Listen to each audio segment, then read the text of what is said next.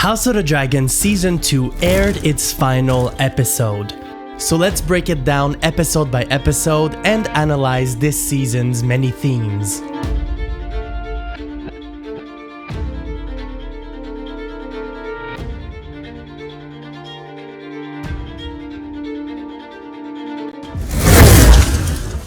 Episode 1 is titled A Son for a Son, and it starts where we left off. The Greens are in King's Landing, and the Blacks operate from Dragonstone.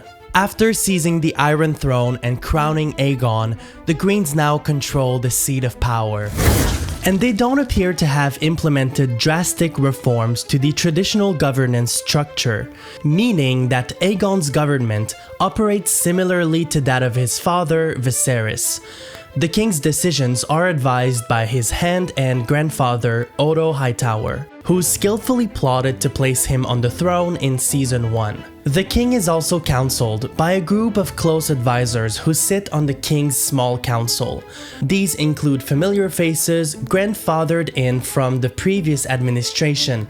Notably, Alicent still sits on the small council. Both sides are aware that war is coming. For one, the Greens are now using a map of the kingdom to aid their war planning, similar to Rhaenyra's table on Dragonstone. But episode 1 also shows tangible actions taken by both sides to prepare for war. For instance, the Greens seize livestock from their subjects in rural areas. We know this because farmers petitioned the king, hoping to have their livestock returned. Aegon initially agrees to return the animals seized, but Otto strongly advises against it. When their dragons go to war, they will need more livestock than usual to feed them. This sort of wartime policy will put pressure on regular folks. In the real world, we call this the warfare-welfare nexus. The Greens will eventually discover that high military expenditures crowd out social spending. The inevitable consequence is the erosion of their welfare state, which can lead to social unrest. The Blacks are also preparing for war. Last season, Rhaenyra sent her sons on diplomatic missions to lobby influential houses to join their cause. That's how Lucerys met his fate. In this episode, we follow Jacaerys on his diplomatic mission to the North Wall. He was sent to lobby House Stark on behalf of his mother. Cregan Stark now heads House Stark. Jacaerys and Cregan discuss the prospect of war and seal their alliance. House Stark agrees to back Rhaenyra's claim to the throne and provide military support. The Velaryons, who are aligned with the Blacks, also prepare for war. For instance, we see their ships getting reconditioned. In a previous video, we discussed how the Velaryons imposed economic sanctions on the Greens in the form of a blockade in the immediate aftermath of the Greens seizing the Iron Throne. We now learn that this tactic is causing food shortages in King's Landing. This increases the likelihood of social unrest fomenting under the Greens' leadership. In short, the Greens and the Blacks are mounting a 360-degree combat readiness strategy. This includes soldiers for ground combat, dragons for air combat, warships for naval combat, and other warfare tactics, including economic sanctions, increased taxations, alliances, and intelligence gathering. Intel played a huge role in Season 1 and will continue to influence the events of Season 2. In the first episode, we learn that Mysaria is still alive, and Daemon eventually makes her his prisoner. He considers that Mysaria played a key role in making Aegon king. Her network of spies helped the Greens locate Aegon quickly, expediting his ascension to the throne. Had she not provided the Greens with that intel, maybe, and it's a big maybe, the Blacks could have stopped them before it was too late. Mysaria insists that her relationship with the Greens was purely transactional, so Daemon says he's open to a transactional deal too. He says he'll free her in exchange for intel. In Season 1, we saw how Alicent exploited traditional values, religion, and morality to her advantage in the Game of Thrones.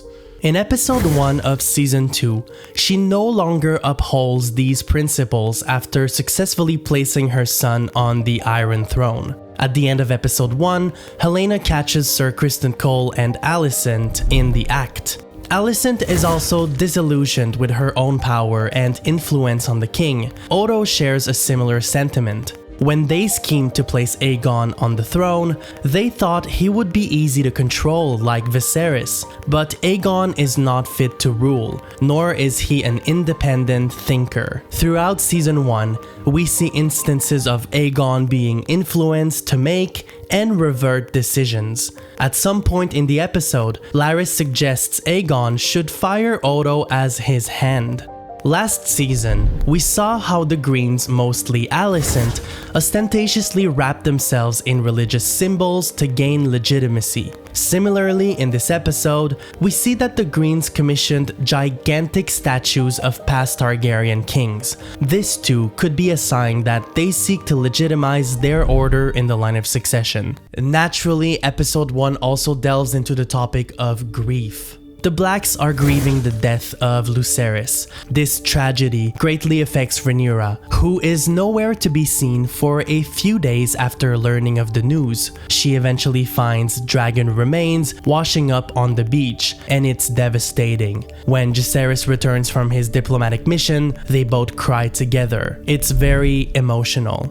All the events of episode 1 culminate in an ultimate act of revenge by the Blacks. Last season, we saw how Aemond lost control of his dragon Vhagar, who disobeyed him and ultimately killed his cousin Lucerys. But in episode 1 of season 2, Aemond acts as if he killed him on purpose. Aemond wants to be feared, just like his uncle Daemon is feared. Daemon is orchestrating the Blacks' revenge. Mysaria suggests they hire assassins to infiltrate the Red Keep, but as the assassins reach the Greens' private quarters, they lose their way.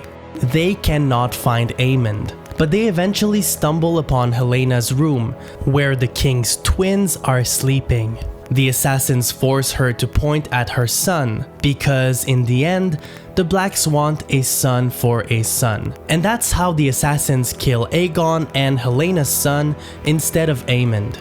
This last-minute change of plan is ironic because it modifies the line of succession. The Greens pass down the crown through the male line, and therefore, killing Jaehaerys means Aemond is next in line. Please consider subscribing. I plan to release another big video analyzing season 2, including character analysis for Rhaenyra, Alicent, and more. As always, let me know in the comments below what you think of this season. Episode 2 is titled Rhaenyra the Cruel. The title alludes to the state of panic that took over the Greens after assassins murdered the king's son in the vicinity of the Red Keep. In this episode, they will use this tragedy to sway further public opinion against Rhaenyra, who they brand as Rhaenyra the Cruel. Episode 2 opens with chaos at the Red Keep. King Aegon is raging for the loss of his son. We see him destroy his father's miniature city. It symbolizes the end of Viserys' era. Aegon says he declares war. Anger will dictate many of Aegon's decisions in this episode.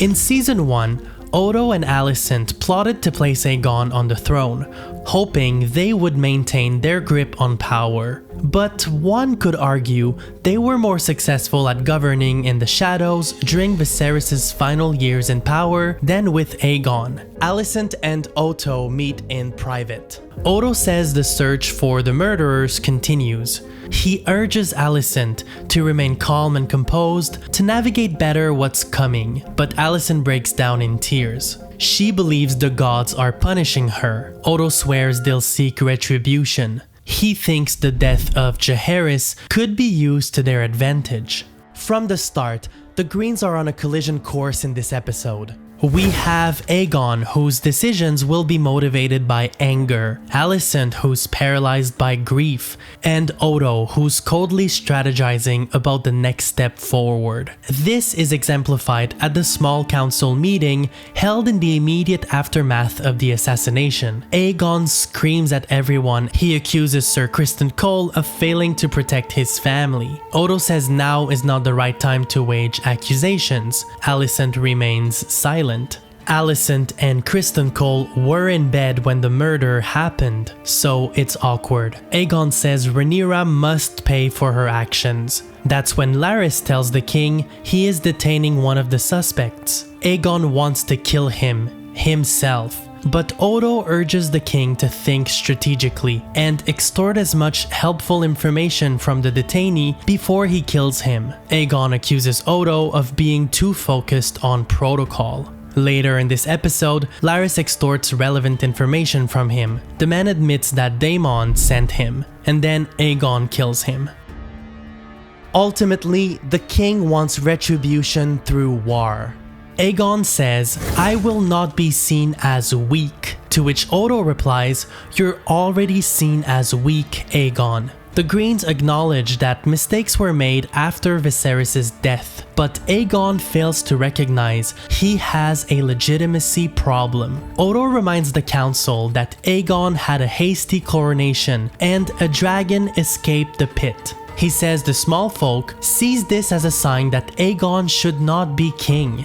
People whisper in the streets that Rhaenyra should be queen. So managing public opinion seems like a priority for the Greens. Odo suggests the assassination of Jaehaerys could be used to turn the tide and brand Rhaenyra as a cruel murderer. To sway public opinion, Odo says a funeral procession is necessary. He wants to parade Jaehaerys' body in the streets of King's Landing. He says, "Let them look upon the work of this pretender to the throne." Aegon refuses. He says it goes against the dignity of the child. But Odo says, "I will not have him die in vain. Those who declared for Rhaenyra, will they still support her when they hear of her depravity? Jaehaerys will do more for us now than 1,000 knights in battle." Odo tells Aegon to be patient. The king will eventually have his war. But for now, he urges Aegon to strengthen his position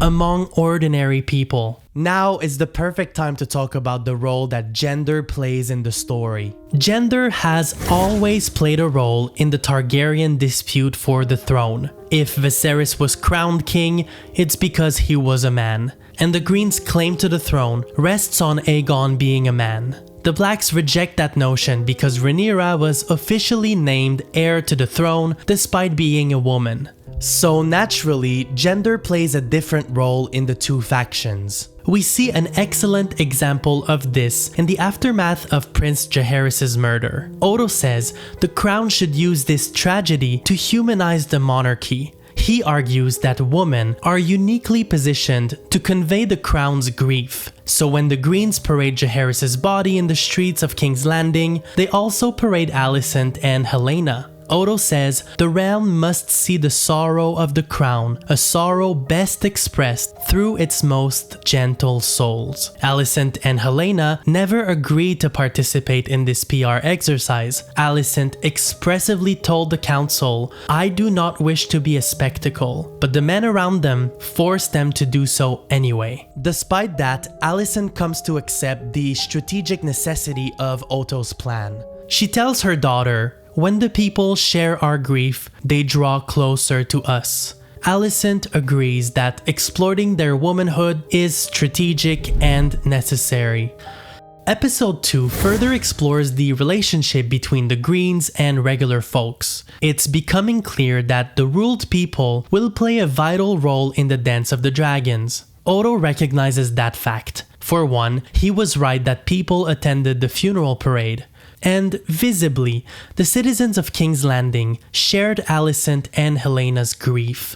You could say it was a successful PR stunt, and the Greens managed to brand Rhaenyra as a cruel woman. In this episode, we also get a glimpse of the daily hardships of regular folks. First, we learn that the costs of good rose drastically since the Valerians imposed blockades on King's Landing. For instance, chicken is 3 times more expensive. This level of inflation is unsustainable and will undoubtedly lead to anger in the population.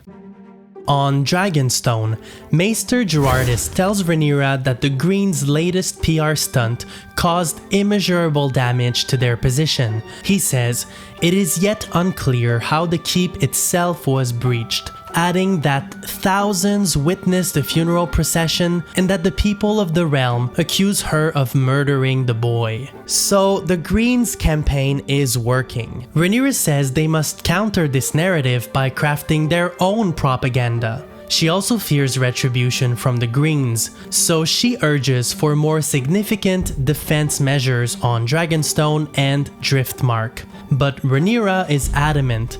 She never ordered the murder of Helena's son. Like with any war, confusion can arise from unreliable information. Mix that with a sense of urgency and grievances, and you get what's called the fog of war. In the real world, the term fog of war describes uncertainty regarding one's own capability and the capability and intent of one's adversary during war. The only way to reduce the fog of war is to acquire better, more reliable intelligence. In episode 2, we start seeing that concept materialize. In King's Landing, Aegon is convinced that Rhaenyra is behind the murder of Jaehaerys. In the incident's immediate aftermath, Otto did not have sufficient intelligence to confirm who was behind the plot. Still, regardless of who sent assassins to the Red Keep, he believed the Greens had an incentive to blame Rhaenyra to counter Aegon's legitimacy problem. The Greens will later find out that Daemon sent assassins, but on Dragonstone, Rhaenyra ignores Daemon is behind the murder, so at this point in the episode, she is operating in the fog of war. She lacks the necessary information to act strategically. Although the fog of war may not have the most significant impact in episode 2, it will play a role later in the season as events become more violent.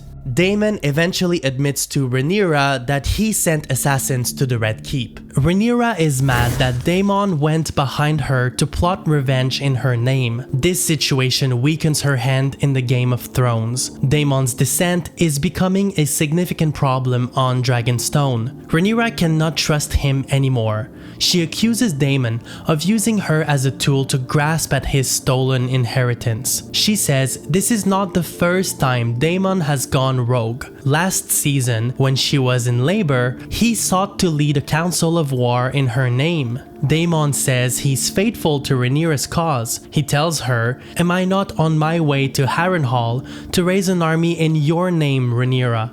But when Rhaenyra asks him if he will accept her as his queen and ruler, Daemon derails the conversation. So Rhaenyra is right to distrust Daemon. After Rhaenyra learned that Daemon was behind the murder of Aegon's only son, she questions Mysaria, who helped Daemon accomplish this, but she ultimately sets her free to honor Daemon's promise to her. House of the Dragon shows us war through the perspective of 2 distinct factions, the Blacks and the Greens.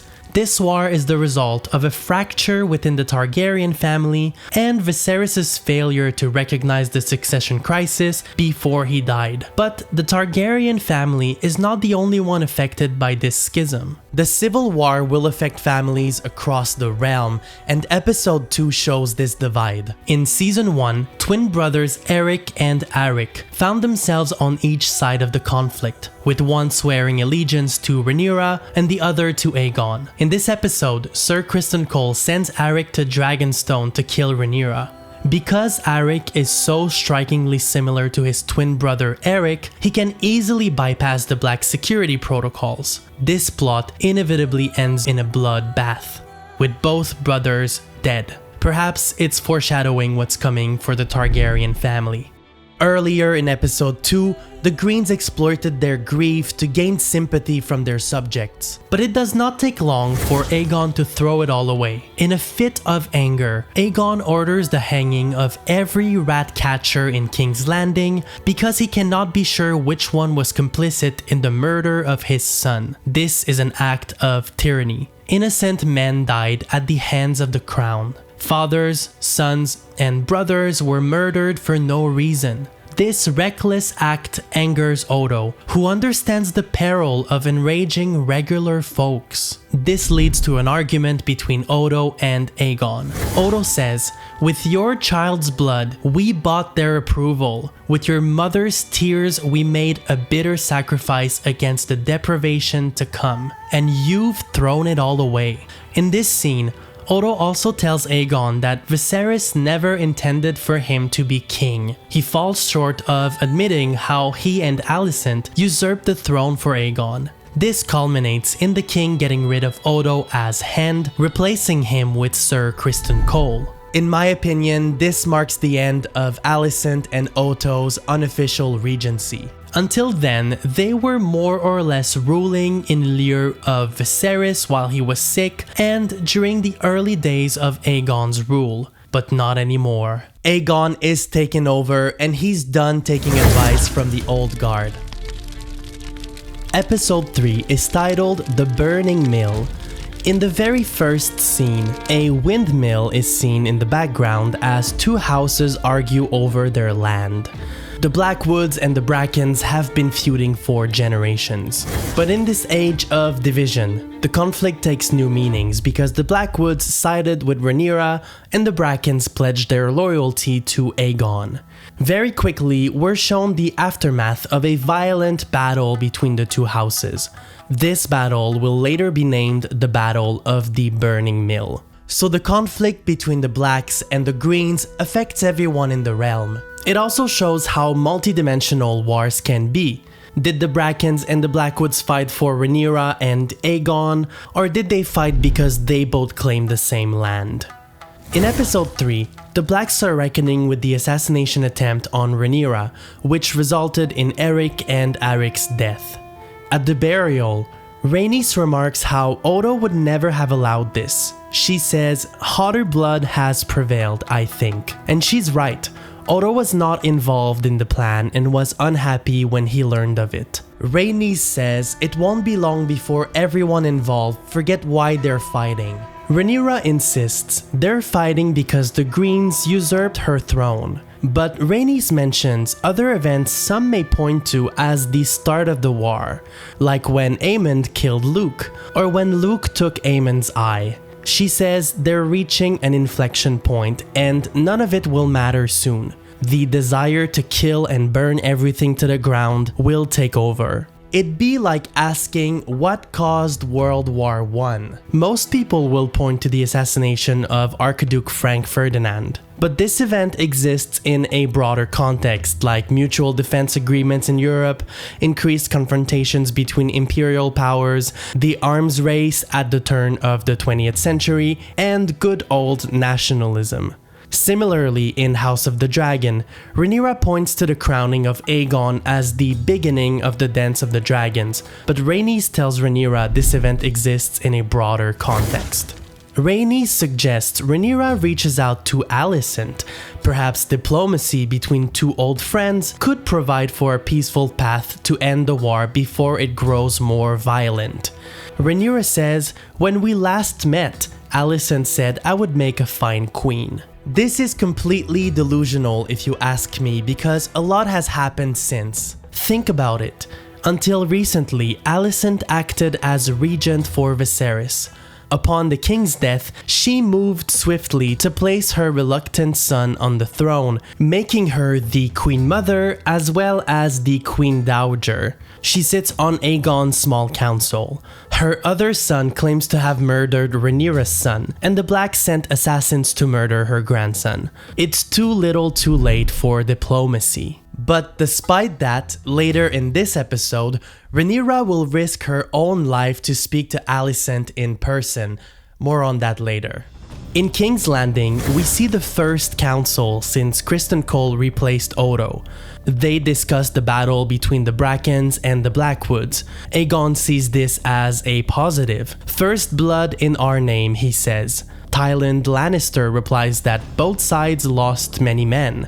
It won't be easy to brand this as a victory for the Greens, but Aegon remains eager for an all-out war. The realm is divided between those who support the Blacks and those who support the Greens.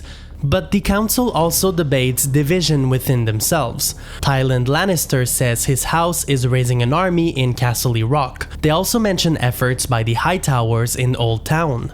Maester Orwell suggests they should unite the various armies raised in the name of Aegon to strike as one big military force. But Tywin Lannister rebukes this idea. Maesters are not exactly known for their military minds, he says. The discourse on the small council indicates another problem: the erosion of discipline among the Greens. When Alicent and Odo acted as regents for the realm while Viserys was sick, they yielded power with discipline. When mistakes were made, like in the aftermath of Aegon's crowning, they acknowledged them so as not to repeat past mistakes. But this small council is chaotic. Alicent says this council must rediscover the discipline it lately had, if it's to be of any use, and turns to Criston Cole, the new hand of the king. With the lack of discipline comes a disregard for thorough preparation.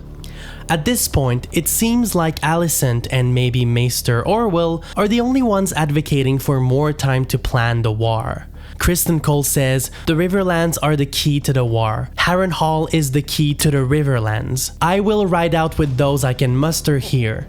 But Alicent says it won't be enough, that they need more time to raise sufficient numbers to challenge the Rivermen. But Cole brushes her off and says, "Speed is my ally." He wants those who declared for Rhaenyra in the Crownlands to declare for Aegon swiftly, add them to their small army, and head west where he plans to enlist the Brackens and claim Harrenhal and the Riverlands. Alicent says it's reckless to think you can achieve this with so few men and little preparation. She says the risk of defeat is too great. She adds, so impatient to ride with so few men, so like to be destroyed by the first stronghold you meet. But Aegon sides with Criston Cole. He says Aemond and Vhagar should join them, but Aegon goes further. He wants to join them too, on his dragon Sunfire. This is met with pushback from Aemond, who says, we cannot risk your loss. In the end, the Greens decide it's best for Aemond to stay in King's Landing with his dragon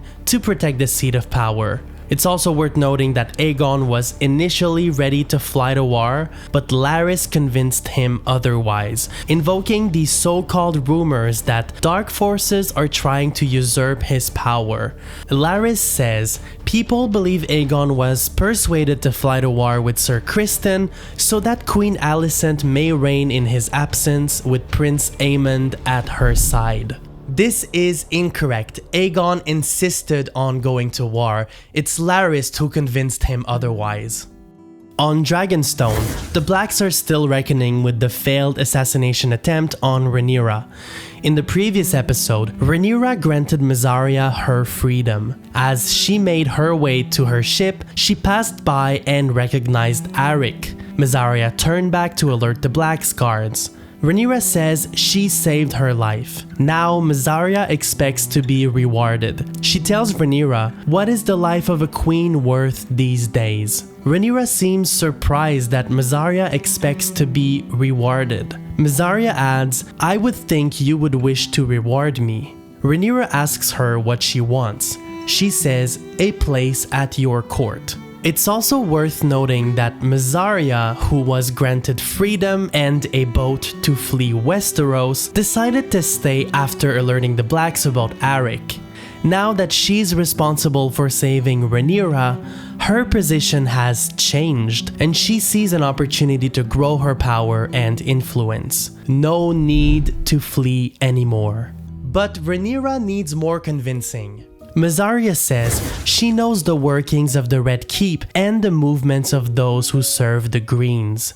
She also understands well the struggles of the small folk of King's Landing and how to gain their support. In other words, Mysaria can provide intelligence on the Greens and guidance to win over the small folk, something Rhaenyra desperately needs right now. Mysaria also says they share a common enemy. She wishes to punish the Hightowers for betraying her.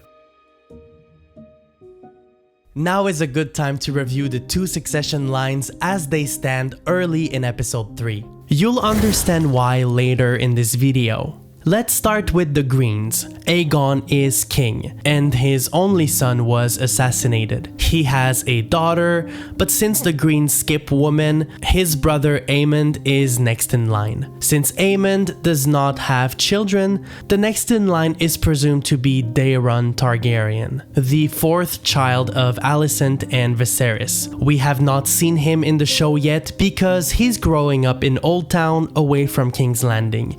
It's unclear why at this point of the show.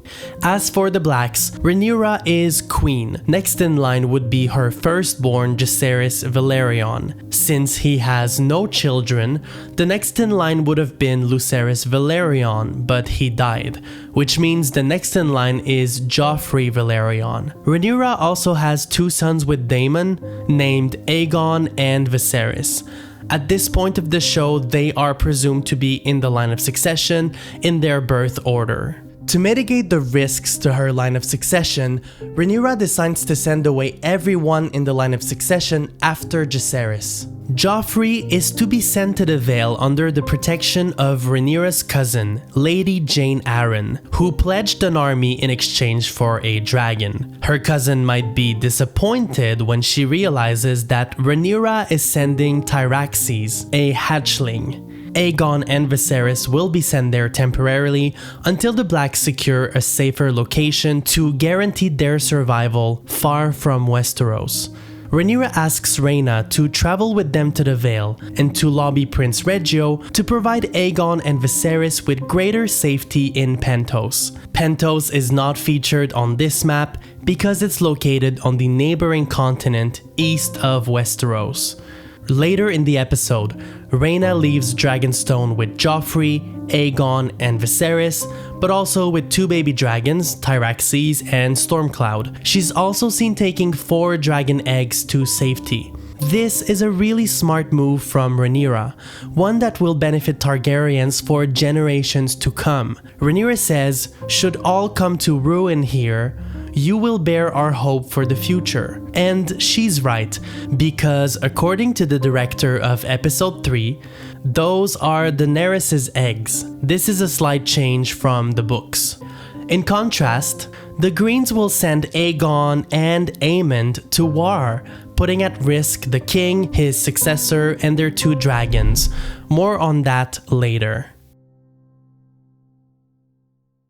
Episode 3 also highlights the level of dissent among the Blacks. Daemon, who deserted Dragonstone in the previous episode, makes his way to Harrenhal and claims it with no resistance from Sir Simon Strong, who immediately pledges his allegiance to Rhaenyra. But throughout the episode and in future episodes too, Daemon insists on imposing his own power and not necessarily through Rhaenyra's claim.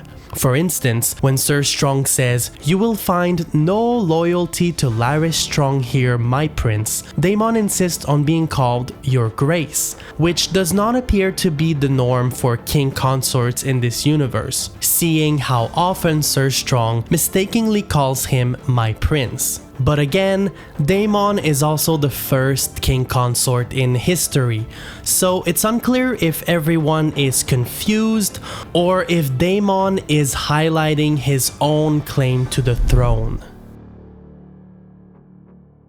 Much like the Greens, Daemon also believes the Riverlands are key to winning the war. The region is not united under one banner yet, with multiple factions pledging their loyalty to Aegon or Rhaenyra. But it's also worth noting that Sir Simon Strong did not fully understand the stakes of the conflict until now. Daemon believes his presence and that of his dragon will help convince those who sided with Aegon to side with the Blacks. Ser Strong asks, "What then?" To which Daemon replies, "We march on King's Landing and take the throne." This statement is shocking to Ser Strong, who rhetorically asks, "The throne?" Ser Strong grew used to the never-ending conflict between the Blackwoods and the Brackens, and perhaps he did not fully understand that the whole continent would soon follow. So although the realm seems aware of the conflict between the Greens and the Blacks, it seems as though some leaders have yet to come to terms with the real implications of this schism. Battles are important aspects of war, although one battle rarely puts an end to an armed conflict. Earlier, the Greens discussed their plan for their first battle, and swiftly, they start marching from King's Landing to the Riverlands. The plan is to conquer some territories sympathizing with Rhaenyra's claim along the coast, fight them, win, and add their men to Aegon's army before going to Harrenhal. But as they depart King's Landing, their army is small, and since Aegon and Aemond opted to remain in King's Landing, their soldiers are defenseless against a potential dragon attack. Speaking of dragons, in this episode, both sides wrestled with the risks of sending dragons to war. Both sides questioned the best tactical use of dragons.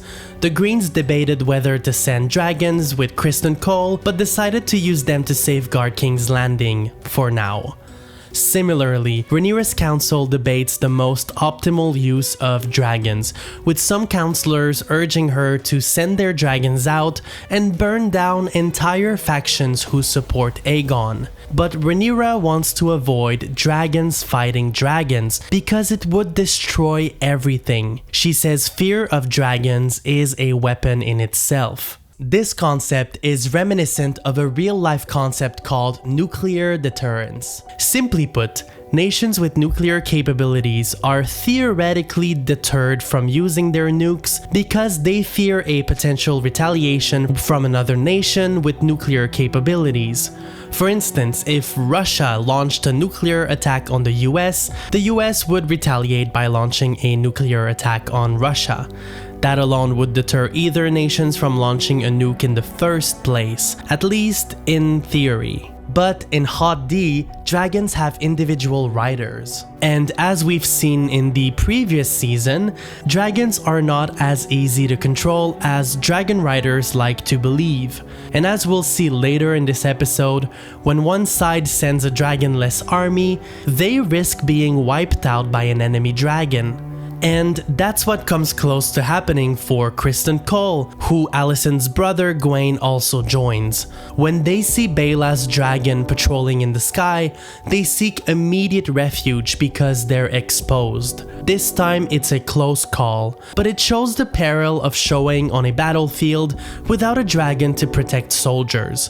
Baela will share the news of the sighting with Rhaenyra and her council. In Harrenhal, Daemon is starting to have visions.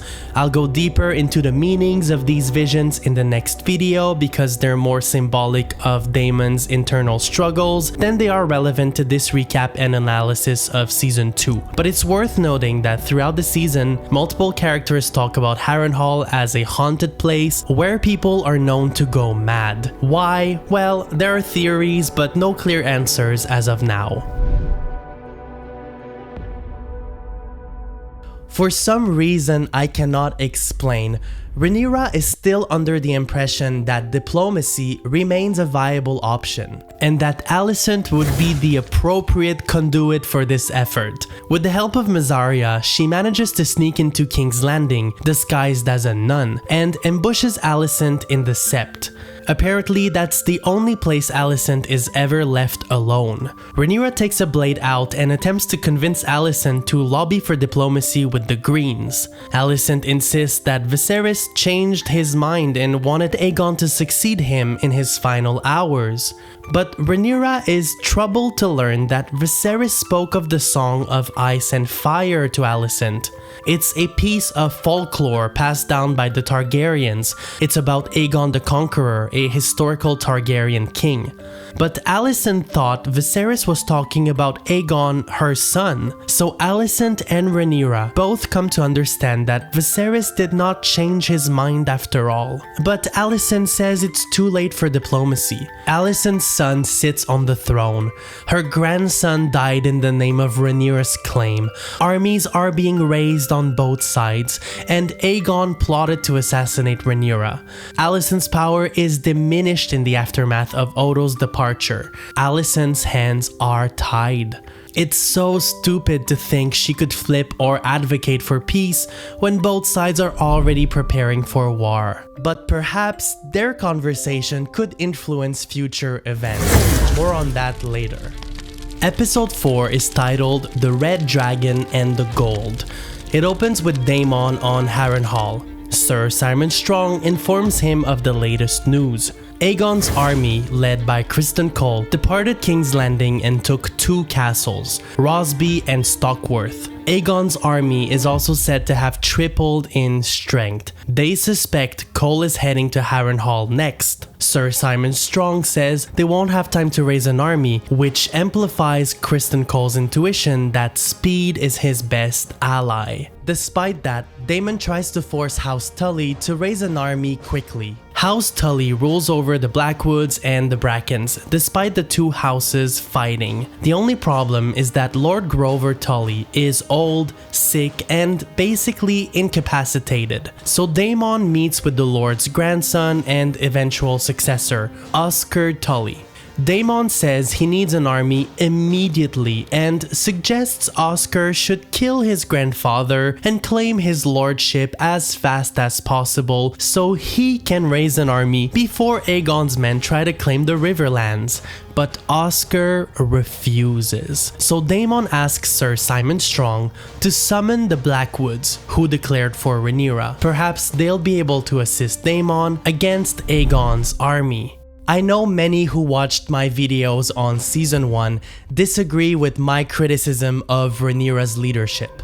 I argued that Rhaenyra had a bad habit of deserting her leadership role for many reasons. We'll explore that aspect more in the upcoming video, but in episode 4, Rhaenyra's habit resurfaces. In the previous episode, we saw Rhaenyra sneak into King's Landing to speak with Alicent. In this episode, we learned that her escapade left a leadership vacuum on Dragonstone. Rhaenys tells Corlys she's being summoned to Dragonstone by Baela, who seems to be assuming some sort of regency conjointly with Jacaerys. She fears the council on Dragonstone won't be respecting their authority in Rhaenyra's absence. Corlys does not seem happy to learn of Rhaenyra vacating her duties, especially because nobody seems to know where she went, except maybe Rhaenys, who previously suggested she should contact Alicent. This highlights the fluid nature of power in this universe.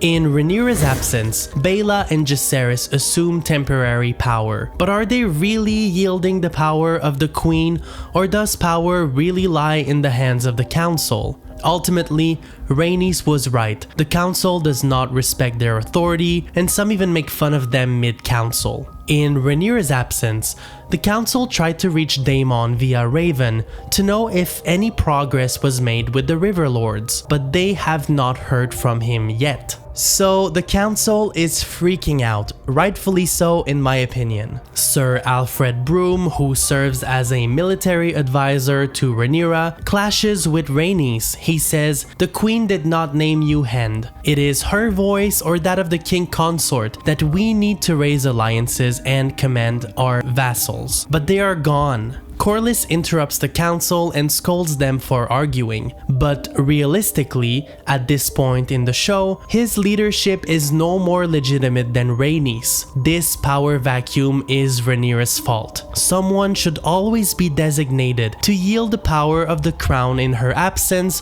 or if she becomes incapacitated. Jacaerys could be a good pick since he's next in line, so the next time she feels like abandoning her duties to pursue unrealistic dreams of diplomacy, Jacaerys could lead the council. He might be inexperienced, but his leadership would be better than the current chaos unfolding. On both sides, key players are keeping secrets from one another. Rhaenyra kept her escapade to King's Landing a secret, but the Greens also keep secrets. Perhaps Alicent is the most secretive member of the Greens.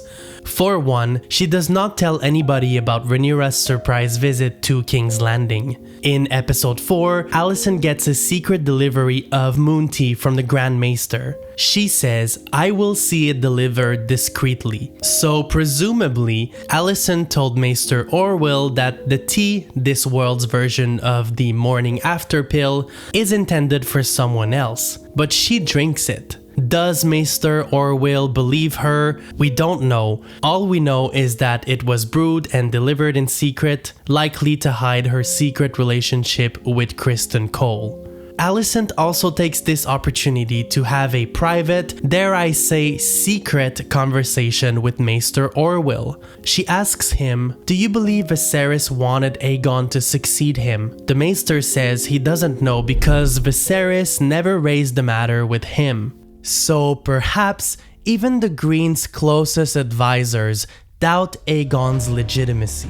Meanwhile, Sir Criston Cole is waging a campaign of terror on his way to the Riverlands. In Duskendale, Aegon's army is victorious, and the surviving men of House Darklyn are faced with a choice. Sir Criston Cole says, "All who bend the knee to the true King Aegon will be spared."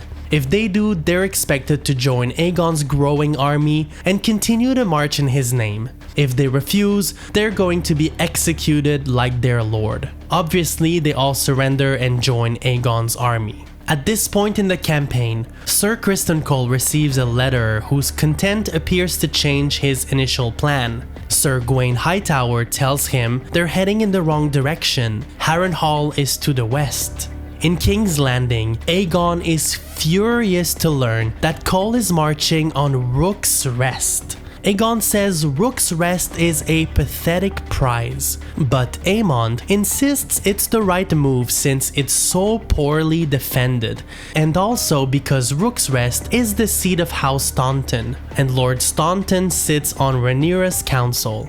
If the Greens claim Rook's Rest, they'll effectively cut off Dragonstone by land. This change of plan also shows how Aegon's power is constantly diminished by those around him. In this case, Aemond and Criston bypass the king's wishes.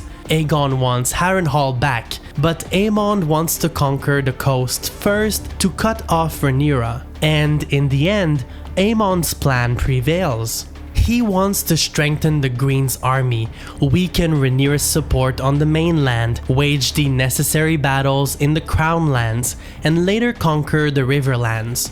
In the meantime, Harrenhal will keep Daemon busy and away from their battles. He insists Rook's Rest is an easy target, but later in the episode, Gwaine worries that their army is dangerously close to Dragonstone and Rhaenyra's dragons, which are right across the bay. Alicent was notably absent from this small council meeting. She's not feeling well after drinking moon tea, and when Larys visits her, she's experiencing discomfort. Larys immediately notices why when he sees the empty tea bottle, so he's in on her secret. Larys and Alicent also discuss Viserys' true intentions in his final hours. Larys asks if Alicent doubts Viserys' intentions to have Aegon succeed him. She says it's irrelevant at this point. Rhaenyra's supporters will believe what they wish, and so will Aegon's. She says many will die and the victor will eventually ascend the throne. The significance of Viserys' intentions died with him. Back in Harrenhal, Daemon meets with the Blackwoods. He asks them if they're really fighting for Rhaenyra or if they're only in to destroy the Brackens. Chad Blackwood reminds Daemon that he once petitioned to marry Rhaenyra. Do you remember this scene in season 1? Well, this is him now. But in the end, even if the Blackwoods sincerely support Rhaenyra's claim, their priority is to destroy House Brackens. Chad says, "Once you and your dragon bring the Queen's justice to the Brackens, our armies will be yours." This scene also highlights how both sides must give something up in exchange for armies. In this case, the Blackwoods want the Blacks to destroy the Brackens in exchange for their armies. Earlier in the show, Rhaenyra traded a dragon hatchling in exchange for her cousin's armies. Slowly but surely, both sides accumulate debt or must carry favors for their allies in exchange for manpower. We previously touched on the matter of resources for the purpose of war. In this episode, we learned that the Greens are squeezing as many resources as possible from their allies, notably in the Crown lands, and the lords there are not happy about it. They struggle with providing enough livestock to feed their dragons. Vhagar eats a lot. We also learned from Thailand that the Greens are running out of cash to fund their war. They blame the blockade for their struggles, but they hope Kristen's campaign will yield livestock and coins. After the small council meeting, Alicent and Aegon talk in private. This scene shows well how Aegon seeks to assert his independence and step out of Viserys' shadow, but lacks the experience and wisdom to do so. When he enters the room, Alicent asks him where Viserys' books went. It's implied she wants to look at past events to inform current decisions. Or perhaps she wants to know more about the Song of Ice and Fire after her meeting with Rhaenyra. But Aegon says he removed them, a sign he wants to move away from Viserys' rule. But don't worry, he says, he did not burn them. Aegon is frustrated with his council.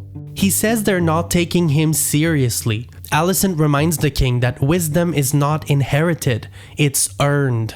She says, "Those men at your council table earn their seat." Alicent says she hoped Aegon would feel the weight of his duties and strive to learn from experienced advisors. I think this is good advice, but in classic Alicent fashion, she adds, "in the hope that you might be half the king your father was." Aegon replies, "Tread carefully." Or what, she replies, "You'll hang me as you did your rat catchers, or have me banished as you did your hen?" Alicent reminds Aegon that she ruled during Viserys' sickness. She praises Odo's cunning statesmanship and reminds Aegon to seek their opinions and those of his council because they're experienced. She says, "You have no idea the sacrifices that were made to put you on the throne."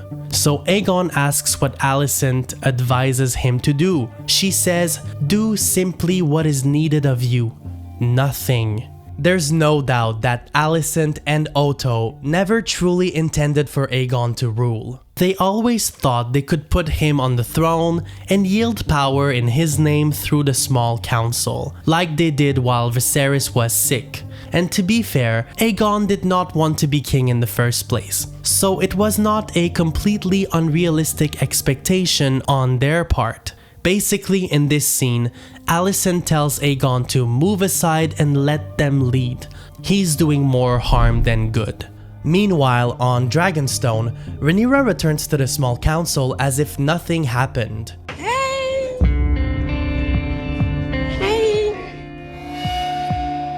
How y'all doing? Jacaerys is visibly annoyed at her prolonged and unplanned absence, and rightfully so, because in her absence, Aegon's army advanced their conquest significantly.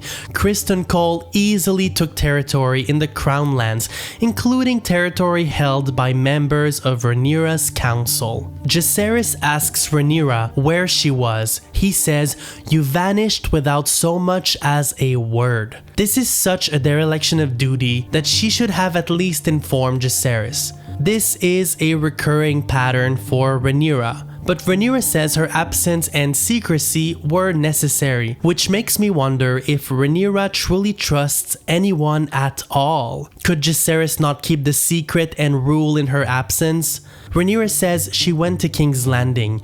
Everyone is completely shocked. I will say that this is my least favorite plotline of season 2. It makes no sense. There's no way any rational leader could possibly think there was still a path for diplomacy, let alone by lobbying the mother of the king who usurped her throne. I mean, come on. If this show wants us to support Rhaenyra ruthlessly, they better stop making her act like a fool. So yeah, Jacaerys is pissed and he's right. He says you could have been taken or slain, but Rhaenyra says the trip was necessary because now she knows she must win her claim or die trying, which was already evident to everyone else. No wonder she's not taken seriously by her council. Rhaenyra is informed that Criston Cole is heading to Rook's Rest, which puzzles her. She says, why Rook's Rest? It is but a small coastal keep. Her advisors say they're targeting the castle because Lord Staunton sits on her council and because Rook's Rest is poorly defended. The Blacks have no army on the mainland. Losing Rook's Rest would further isolate them on Dragonstone. To avoid that, Jacaerys suggests they must send a dragon. Rhaenyra says she'll go herself, which is ridiculous, and prompts Jace to roll his eyes in total exasperation. Jacaerys says, our allies raise their banners for you, mother. If you die, all is lost. This is why Rhaenyra should be comfortable with Jacaerys ruling in her absence. He understands well the power dynamics between the Blacks and their allies. After all, it's Jace who's lobbying influential people across the realm to rally them to their cause. Jace says he should go with his dragon, burn their army to the ground, and retreat to Dragonstone. But Rhaenyra says he lacks the experience to succeed. It's a bad idea for Jace to go, not because he lacks the experience, but because he's next in line to her mother's claim. Rhaenyra should know this. After all, she sent her other successors to safety in the event of their death. So Rhaenys suggests she goes with Meleys instead. It's their only option. Perhaps if Rhaenyra had prepared for war instead of entertaining unrealistic hopes for diplomacy, the Blacks would have been prepared to battle Aegon's army on the mainland. In fact, since episode 1, Rhaenyra's council has urged her to prepare more vigorously for war, but she opted for caution instead. Ultimately, the Blacks settle for a safer option to safeguard their line of succession, something the Greens failed to do. On the battlefield, the Greens vastly outnumber the men protecting the castle, but when Meleys appears in the sky, panic arises and chaos settles among Aegon's army. But it turns out Rhaenys is flying into a trap. Criston Cole and Aemond had hoped for this scenario. In fact, Aemond and Vhagar are hiding in the forest, waiting to put their plan to execution. But to everyone's surprise, Aegon shows up with Sunfire. This was not part of the plan.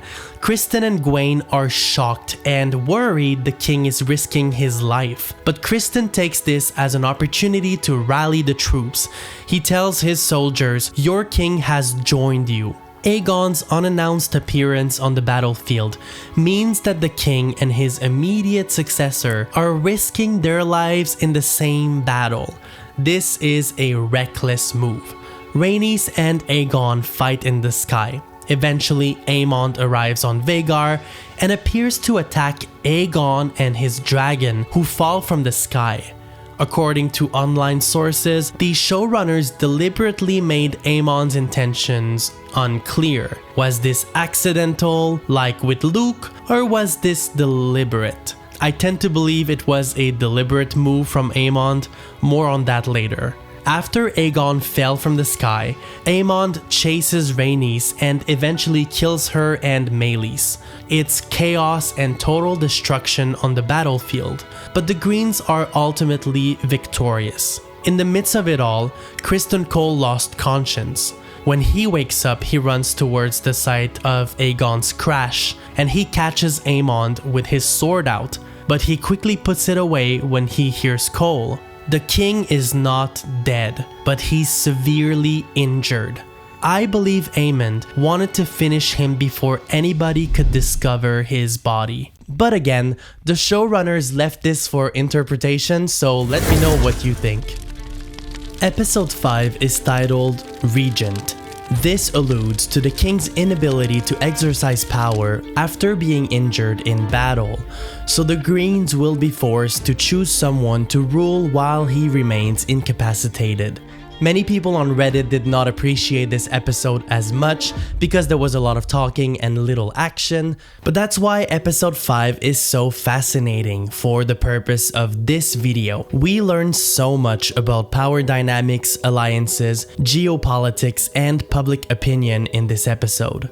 The episode starts with the Greens' return from battlefield. They parade Meleys's head in the streets of King's Landing, hoping it will convey victory and cheer up the small folk. But instead, their subjects are terrorized.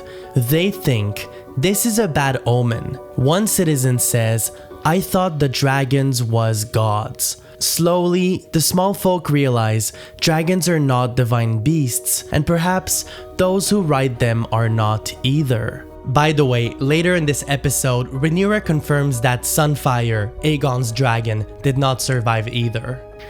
The king is badly injured and lies in a coma. Maesters tending to his injuries are unsure if he'll survive. With the king incapacitated, someone has to rule in Aegon's name. Alicent notices that Aemond already sees the king's dagger as to communicate his intention to exercise power. Alicent, who seems to find all this suspicious, asks Criston what happened on the battlefield. And Aemond, what was his part in this? Criston replies, "I cannot say." So there is reasonable doubt about his involvement. Aemon previously claimed to have willfully killed Luke, so he's starting to be a feared character, and that will provide him with enormous power in the episodes to come. In this episode, we see the Blacks grieving the loss of Rhaenys, with shots of Corlys and Rhaenyra looking sad and pensive. Grief remains an underlying theme of Season 2, but as the severity of the tragedy starts to sink in, grieving periods are cut short by other tragic events. The Blacks and the Greens are probably not the only ones grieving during this period. Early in the episode, Criston Cole tells Alicent their army lost 900 men at Rook's Rest. This is a battle they won, so you can imagine how many people died during the Greens' early conquest. And thus, there are thousands of families grieving the loss of a loved one across the realm. Usually, leaders in times of war find ways to honor the fallen, to make them heroes in death and highlight the sacrifice they and their families made to safeguard their nation, or in this instance, their king or queen. But we have no indication that the Greens nor the Blacks honored those who sacrificed their lives for their claim. In the aftermath of their loss, the Blacks realize how unprepared they were, and because of that, they lost their biggest dragon. Rhaenyra's small council discusses how Criston Cole conquered Crownland's territories on the coast from King's Landing to Rook's Rest, and Aegon's army was unopposed because the Blacks had no ground army yet. Their only hope lies in Daemon, who's supposed to raise an army in the Riverlands. Sir Alfred Broome says Daemon left the council because of marital disagreement. Rhaenyra takes this as an insult, but Broome goes further. He says he respects Rhaenyra's intelligence, but he adds, it is merely that the gentler sex has not been much privy to the strategies of battle or their execution. He's saying that Rhaenyra is not suited to lead war efforts because she's a woman.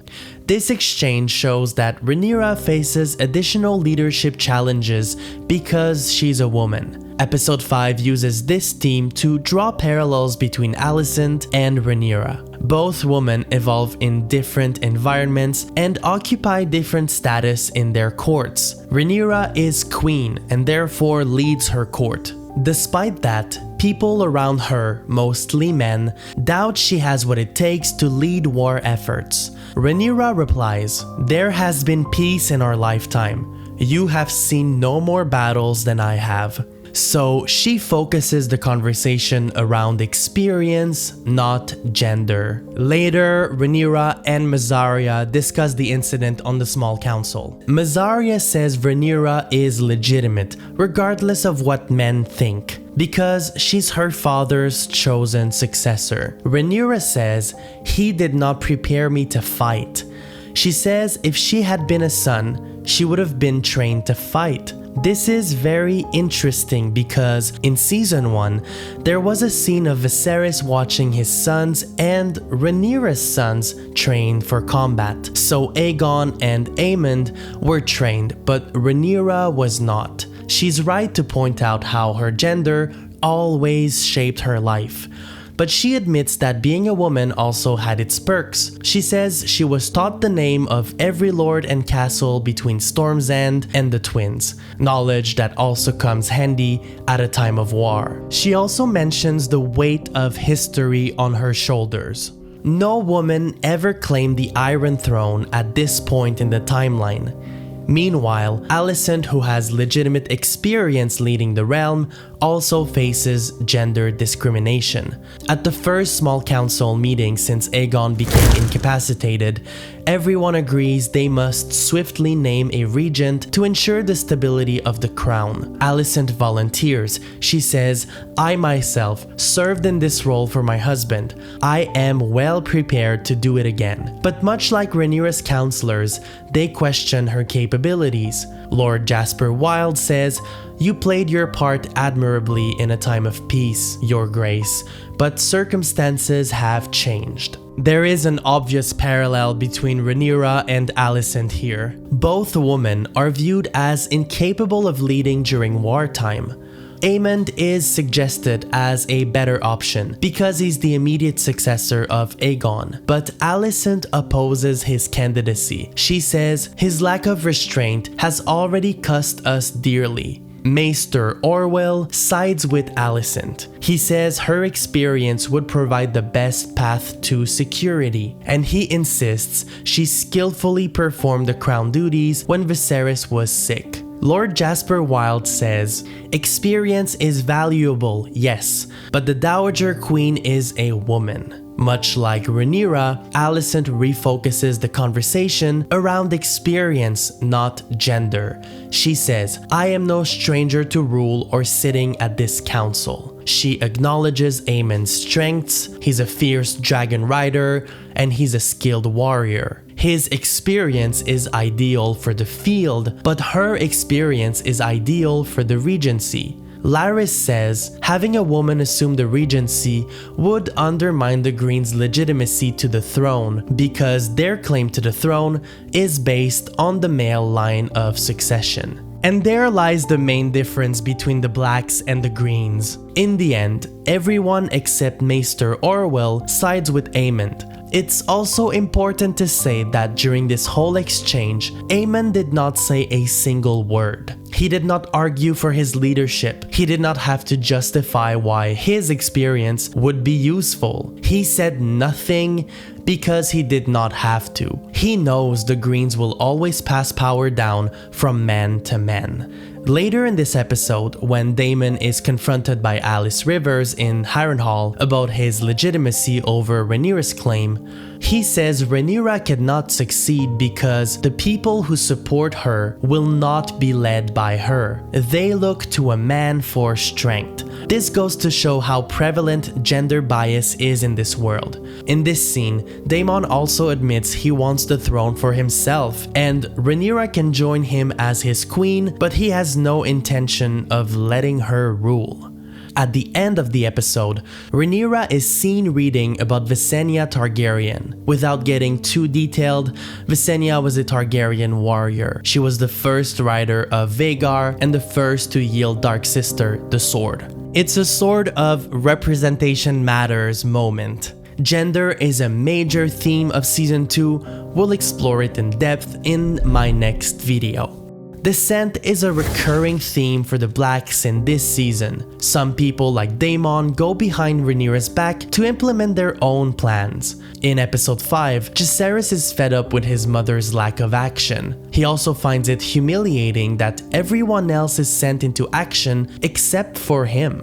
Baela reminds him he's the heir to Rhaenyra's claim. His protection is vital, but he wants to be seen fighting for his mother and his own claim.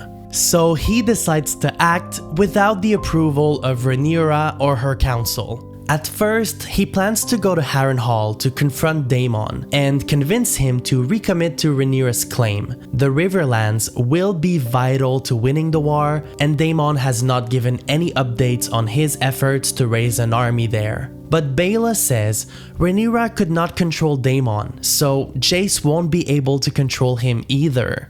Ultimately, Jace decides it would be more useful to bring already committed troops into the Riverlands instead of waiting for Daemon to act. Earlier in the season, Jacaerys successfully lobbied House Stark. Their army of mostly old men is marching south for Rhaenyra. But if Jace can provide the Stark's army with a safe and fast passage into the Riverlands, the Blacks' position would be stronger regardless of Daemon's course of action. To do that, he plans to lobby House Frey. Baela says Rhaenyra would not like this idea, but he says he'll do it anyway. The Frey's seat of power is located in the northern Riverlands and consists of a fortified crossing of the Green Fork River. Their fortress is also called the Twins because of the two identical castles on each side of the river connected in the middle with a bridge. They control access to this important river that flows all the way into the heart of the Riverlands, not too far from Harrenhal.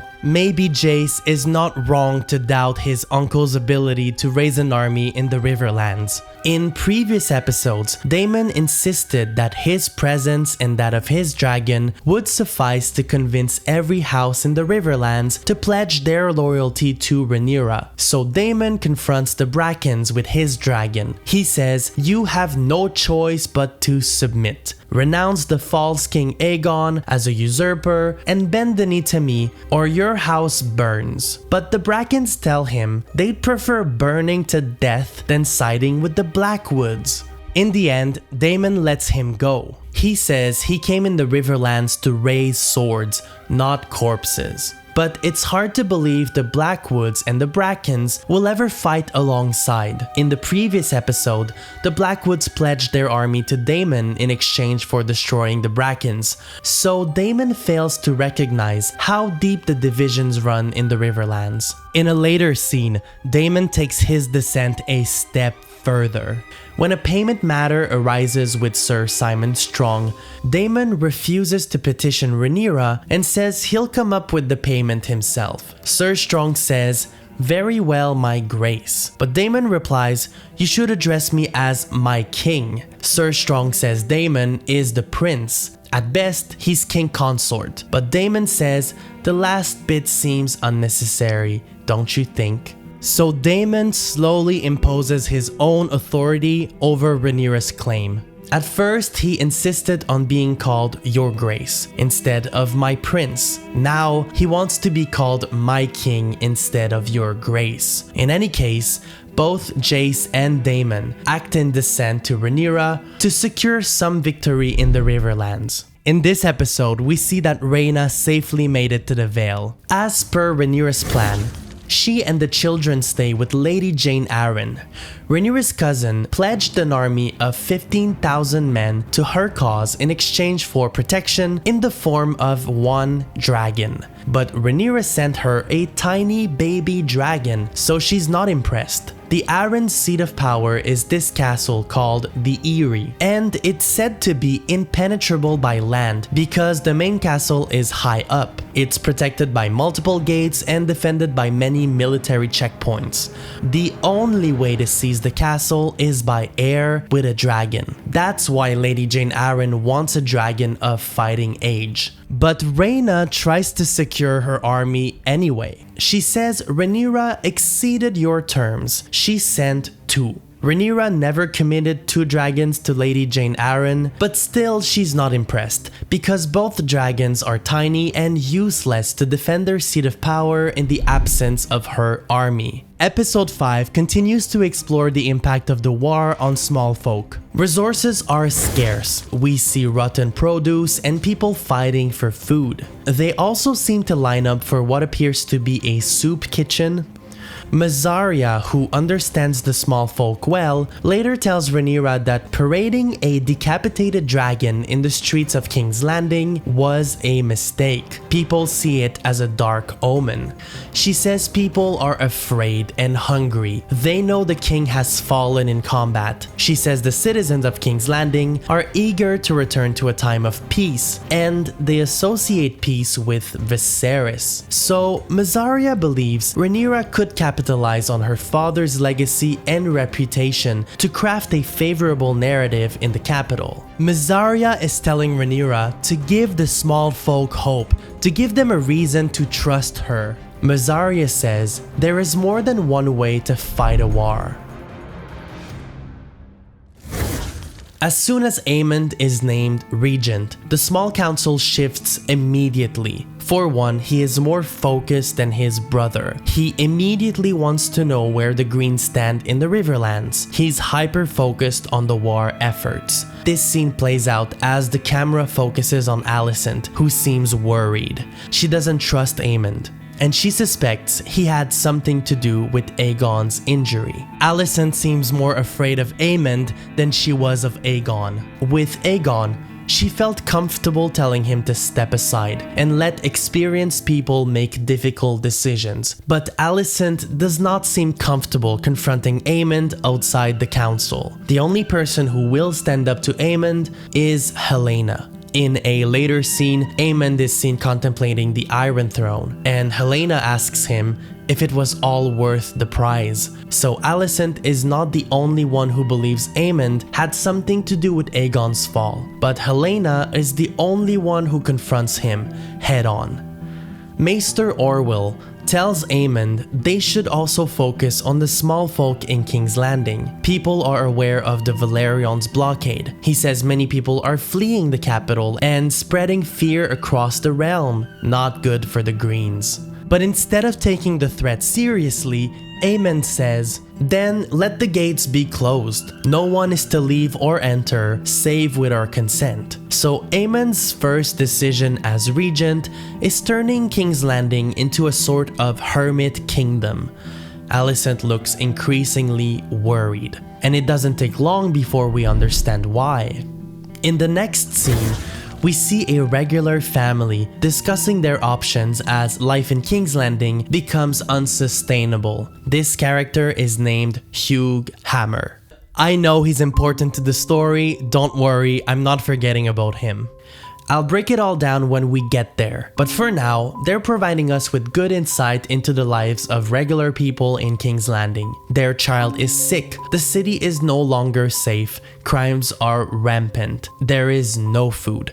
Their only option is to leave, but where can they go? Is anywhere safe? They fear the war, they fear dragons. But they also fear Rhaenyra's retaliation on King's Landing after the Greens paraded one of her dragons. We also learn that the king has promised payment to small folks like them for their work building machinery, but payment never came. And they believe Aegon lied and payment will never come. We also know the Greens are running out of cash flow, so it's unlikely they'll get paid anytime soon. The next day, as people try to escape the City Watch closes the doors. One of them says, by order of Aemon Targaryen, Prince Regent and Protector of the Realm, you are ordered to return to your homes. In the crowd, we can hear people asking if that means Aemond is king. They don't seem to be familiar with the workings of power.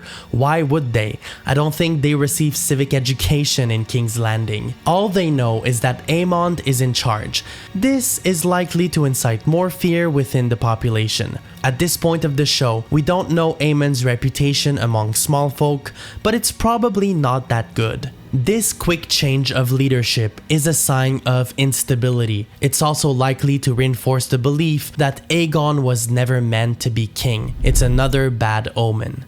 Alicent and Criston share an interesting scene in this episode discussing loyalty. After Alicent failed to secure the regency, she confronts Sir Criston Cole. She asks, "Has your loyalty faded, or does it flourish only at night and flee the sunrise like a moth?" She's obviously referring to their long and ongoing relationship of passion. This relationship is dangerous because Criston swore an oath of chastity as a member of the King's Guard. He could be killed if the wrong people find out. And Alicent would probably get in trouble too. This relationship is secret in theory, but some people are definitely aware of it. For one, Helaena caught them in the act in episode 1. In episode 2, when Aegon asked where Criston was when his son was murdered, Odo changed the conversation swiftly, as if he knew that Alicent was with Criston that night. Maester Orwell brews moon tea for Alicent, something Larys is aware of. So slowly but surely, their relationship could be revealed. In that sense, they both have an incentive to stick together.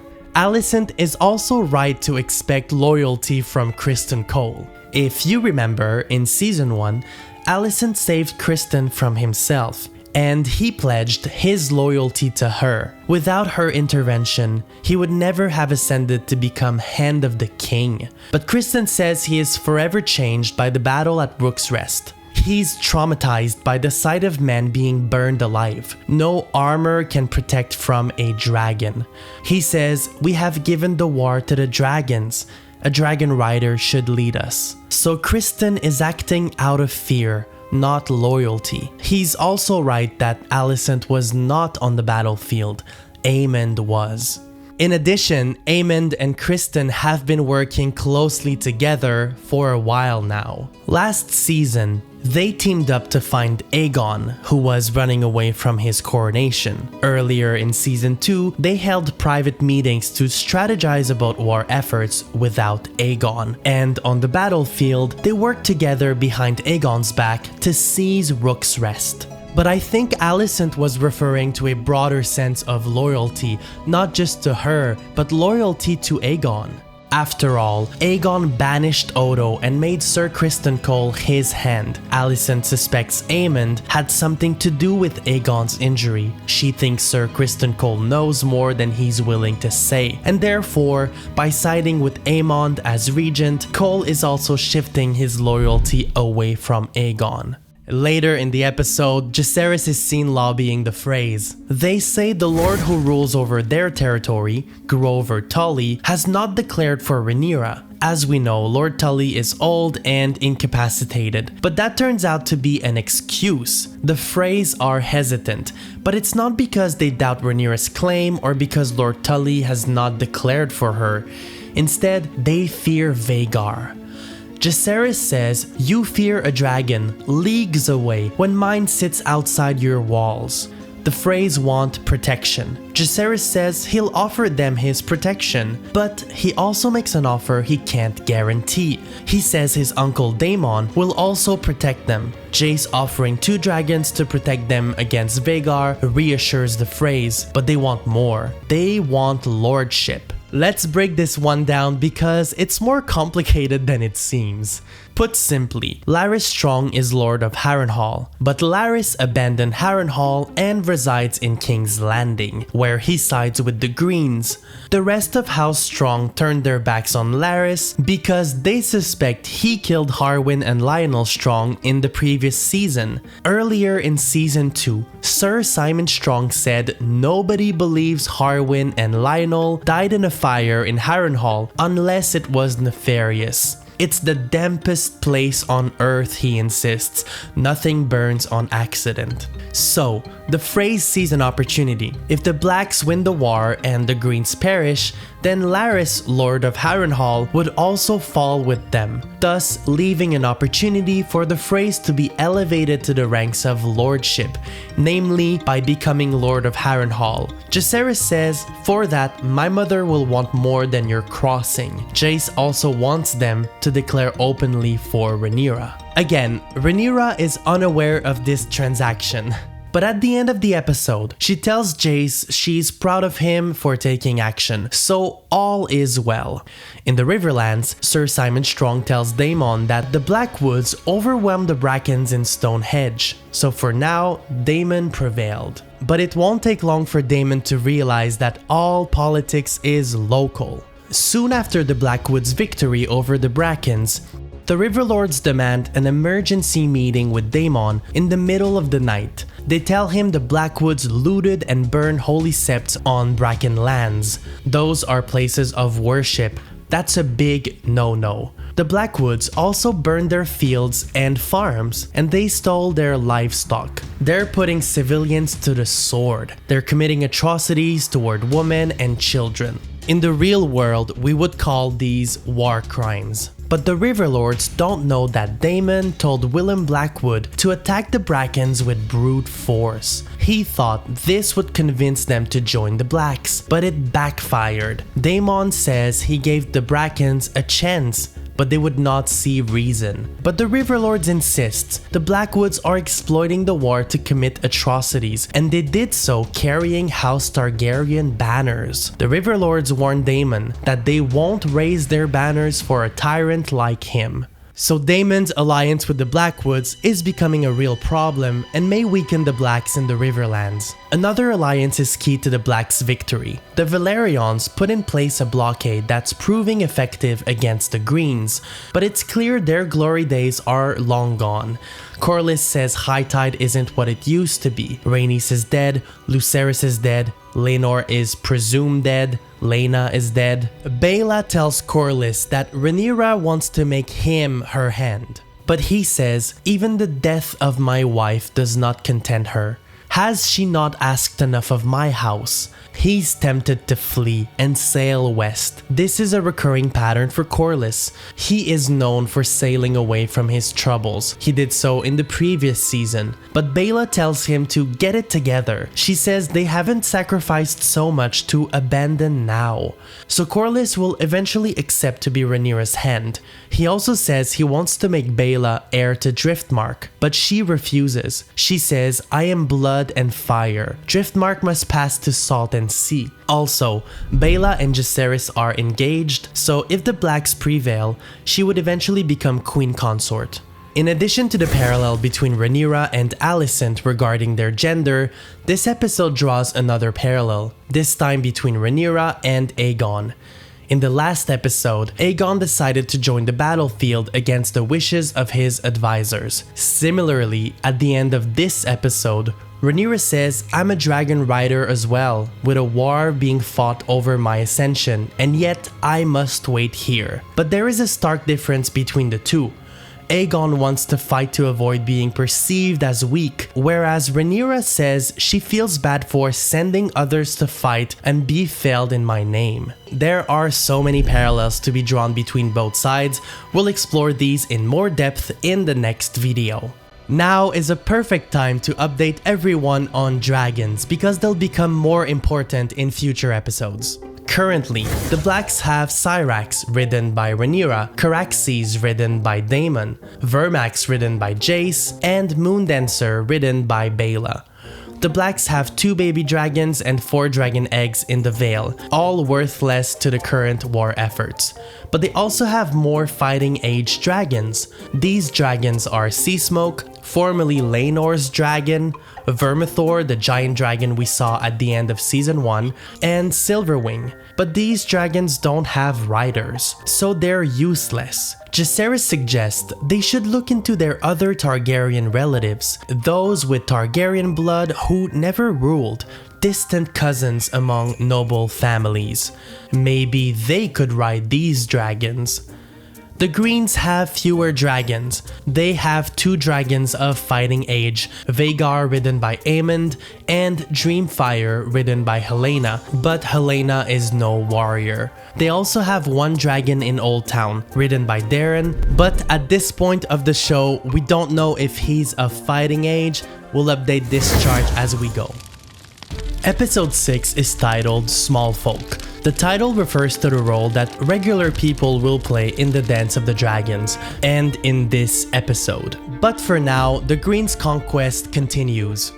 The Lannisters are slowly marching toward Harrenhal. On their way, the Lannisters and their 1,000 men stop at the Golden Tooth, the seat of House LaFord, who will add 500 men to their army. The Lannister army is led by Jason Lannister, the twin brother of Tyland, who sits on the Green Small Council. Jason says his men will seek shelter at the Golden Tooth until Aemond and Vhagar join them on their march to Harrenhal. Aemond isn't happy about this. He says, "Are the Lannisters so diminished that they cannot march from the Tooth to Harrenhal without an escort?" Tyland says his brother's army is strong, but they cannot march on Harrenhal unescorted because Daemon and his dragon are there. But Aemond doesn't care. He says the Lannisters should not summon him at will because he's the Prince Regent. He says, "Tell your brother that if he does not deliver his host to Harrenhal, Daemon's dragon will become the least of his worries." When Alicent tries to reason with Aemond, he ignores her. Right now, the Greens have more soldiers on the ground, but the Blacks have more dragons, if they can find dragon riders for them. The Blacks also have a mighty naval fleet provided by the Velaryons, who already hurt the Greens with their blockade. The Hightowers and the Lannisters are said to have large navies, but they're located on the opposite coast of the continent. To help with the blockade, they would have to sail around Dorne, which would take months. To counter that, Aemond suggests they temporarily ally with the Triarchy. As a reminder, in Season 1, the Triarchy conquered the Stepstones, which caused Viserys' government some problems. Daemon and Corlys eventually defeated the Crabfeeder in the region. The Triarchy is an alliance between 3 cities in western Essos, a neighboring continent to Westeros. Therefore, their customs are different, which could complicate the Greens' negotiations. There seems to be few established diplomatic relations between Westeros and Essos. Alicent is skeptical of this alliance because the Triarchy is reputed to be untrustworthy, but Aemond dismisses her concerns. Criston Cole also advises against allying with the Triarchy. He says, "Even if the blockade could be broken, are we to invite these alien raiders in our waters, so close to King's Landing?" But Aemond dismisses him too. Aemond decides to send Tyland Lannister to meet with the Triarchy in the hopes he can rally them to the Greens' cause, especially since they share a common enemy in Corlys Velaryon. Tyland says it's difficult to deal with power structures in Essos, they're ruthless. So it seems like an impossible task, given to Tyland on a whim as a way to punish the Lannisters' audacity in summoning Aemond and Vhagar. During the small council meeting, Alicent also mentions the Greens' attempt at reaching House Greyjoy, but to no avail.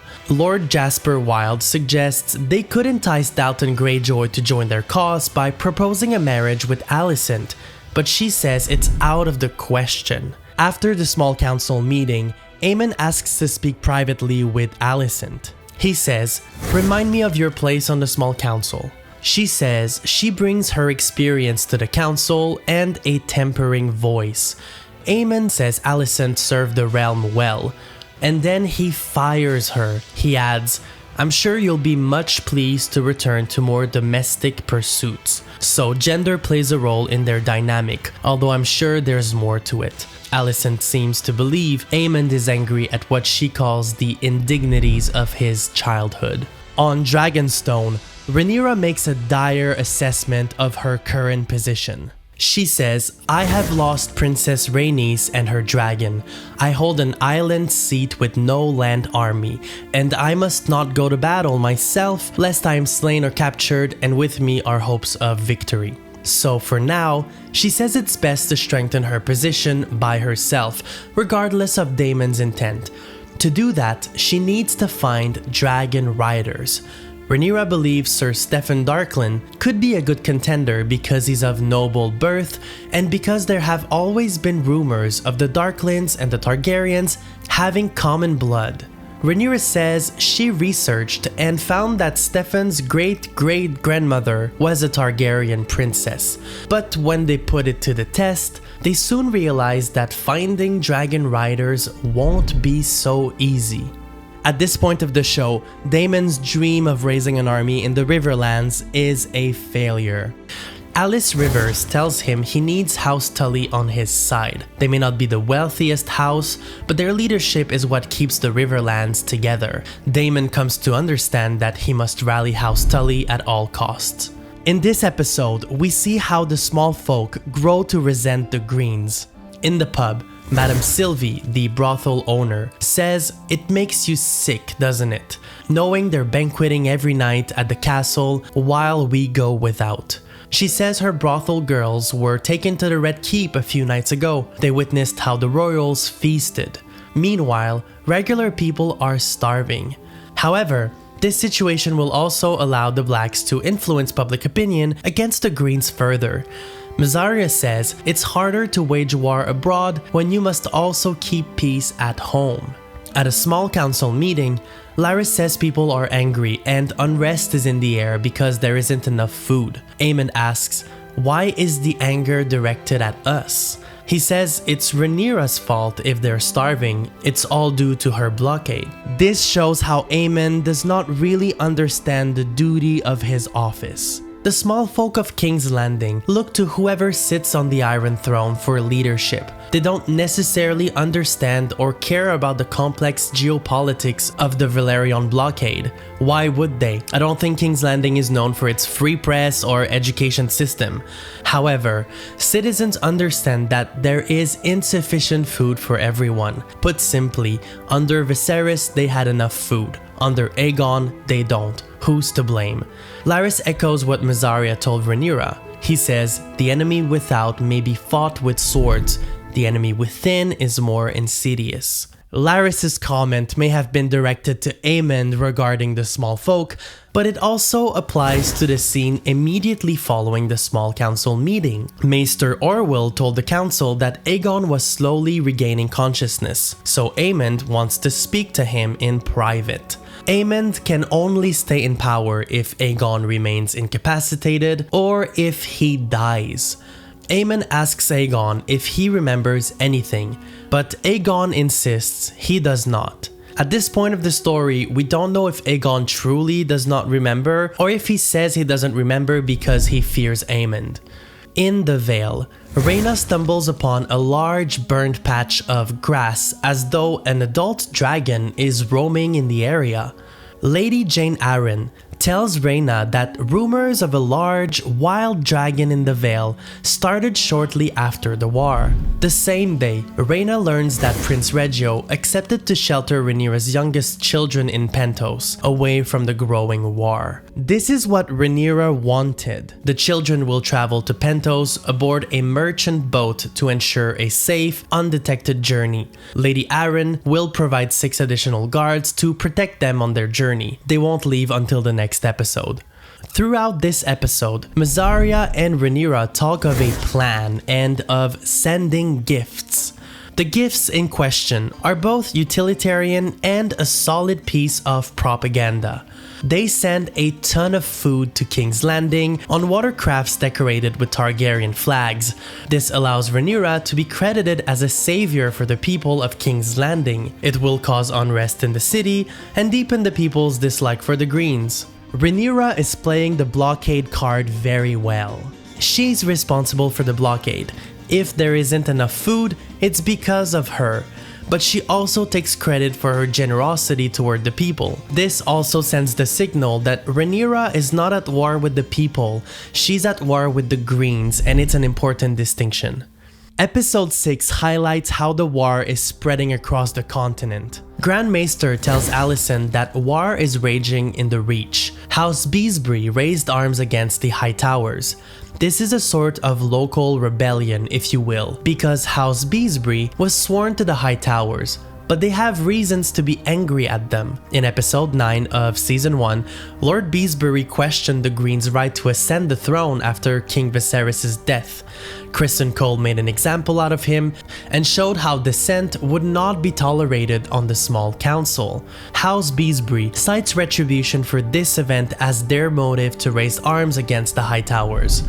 Alicent asks her brother if he heard from their father Odo of late. She sent ravens to Highgarden and Old Town, but Odo never replied. Alicent seems worried. It's unlike Odo to be silent this long.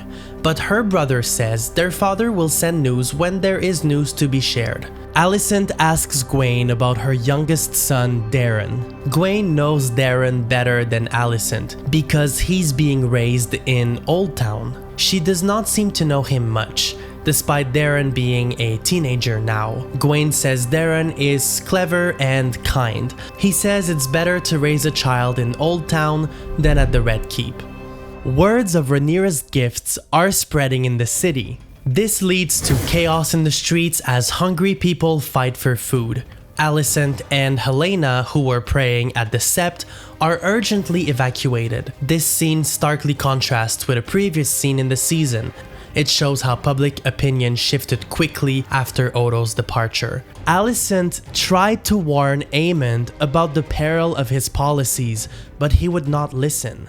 When a man grabs Alicent's arm, the guards protecting her cut his hand off. This angers Alicent, who screams, "Sheathe your swords," repeatedly. Regarding public opinion, Alicent aligns more closely with Odo than Aemond. She understands the peril of maiming or killing small folks in the name of the crown. But as a result, members of the Kingsguard are assaulted and likely injured or even killed. Alicent and Helaena are caught in a literal riot. People are heard screaming, "Long live Queen Rhaenyra," as they make their escape back to the Red Keep.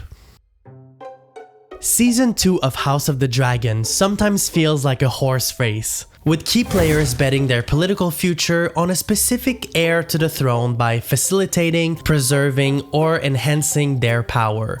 Episode 6 gives a good example of this in the relationship between Aegon and Larys. Earlier in the season, the king told Larys he was interested in making him Master of Whisperers, but then Aegon got hurt and Aemond took over. The Prince Regent does not recognize Larys's value. In this episode, Aemond told Larys he wasn't interested in making him his hand. So from that episode, it becomes clear that Larys is choosing Aegon as his horse in the race. It may not pay off immediately, but perhaps Larys stands a chance in the long run. We'll discuss Larys's game plan in episode 7 and 8. But in this episode, Larys starts readying the king for an eventual escape. First, he insists the king must drink less milk of the poppy. It's a painkiller and opioid. Larys says, the drink takes the pain away, but it dulls your mind. And Larys insists that Aegon's mind is all he has because his body will never be whole again. Larys says Aegon is already a historical figure because he survived Dragonfire, but he says people will stare at him and even pity him behind his back. Larys knows this because he was born disabled and know how people perceive him. He adds, they will underestimate you, and this will be your advantage. Larys tells the king that his life is in danger because Aemond rules in his place. Aegon begs Larys to help him, which is obviously what Larys wants to hear. Back in Harrenhal, Daemon is told by Sir Simon Strong that Lord Tully died, which means Oscar Tully is now Lord Paramount of the Riverlands. Daemon views this as good news because the old, sick lord was stalling his efforts to raise an army in the Riverlands, and also because Oscar is young, he's likely to be easily influenced. It's also worth noting a small but significant detail about Lord Tully's death. Sir Simon Strong says, our own healer, Alice Rivers, volunteered her renowned skills. She plied her craft, but there was nothing to be done. This detail may seem futile, but it also suggests Alice may have something to do with Lord Tully's death. Earlier in the episode, Alice advised Daemon that his best path forward was to wait. She said, "Do nothing now. In 3 days' time, the winds will shift." Now that Lord Tully is dead, Daemon may be able to secure an alliance with Oscar Tully. More on that later. By the way, in this episode we also get a kiss between Rhaenyra and Mysaria. I did not see that coming. Now is the perfect time to update our map because we will need it to cover episode 7 and 8. Let's start with the greens. King Aegon, Prince Regent Aemond, Alicent and Helaena are in King's Landing. Vhagar and Dreamfire are with them. We don't know where Odo is, although Alicent believes he's likely in Old Town or Highgarden. Daeron, Alicent and Viserys' youngest son, is in Old Town with his dragon, Tessarion, but we haven't seen either of them yet. The Hightower's army is trying to march on Harrenhal, but House Beesbury is slowing them down. We don't know where exactly, but it could be happening somewhere between Old Town, the seat of House Hightower, and Honeyhold, the seat of House Beesbury. The Lannisters' army is also heading to Harrenhal. The last time we heard of them, they were at the Golden Tooth, awaiting support from Aemond and Vhagar. The Blacks and their allies are also spread across the map. Rhaenyra, Jacaerys, and Baela live on Dragonstone with their dragons, Syrax, Vermax, and Moondancer. 2 large dragons without riders also live on Dragonstone. Corlys seems to be going back and forth between Dragonstone and Driftmark, where Laenor's old dragon is seen flying over the area. Rhaena is currently in the Vale, temporarily staying with Rhaenyra's cousin. The queen tasked Rhaena with caring for her offspring. 2 baby dragons and 4 dragon eggs. Should Rhaenyra and Jacaerys die, the future of House Targaryen could be in her hands. There are also rumors of a wild dragon living in the Vale. Daemon is in Harrenhal with his dragon Caraxes. He's trying to raise an army for what is becoming a highly anticipated battle in the Riverlands. The Stark's army is marching south to Harrenhal. We don't know where they currently are, but we know Jacaerys negotiated with the Freys to allow them passage at the crossing, but they haven't crossed yet. This is the general overview of the situation. We will update this map as we go. If you made it this far in this video, thank you so much. And thanks for waiting patiently for this video to come out. I know some creators are able to create videos as the season airs, and they're really good at it. I personally like to make my videos with the benefit of hindsight. This allows me to study every episode closely in the context of the broader season. It helps me solve the puzzle, if you will. Don't forget to subscribe for my deep dive into season 2. It will be out as soon as I'm done. But once again, I'll ask you to be patient with me as I continue to research, analyze, record, and edit this very long video. Let me know in the comments below what I should cover in depth in the next video. Episode 7 is titled An Army of Bastards, and I must say, this episode is visually striking. I'm no expert, but some shots feel cinematic in a way we haven't seen in this series so far.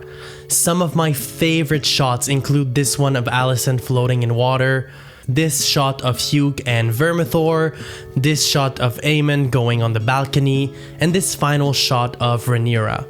There are also some incredible close shots of characters, and the lighting of many scenes make a big impact.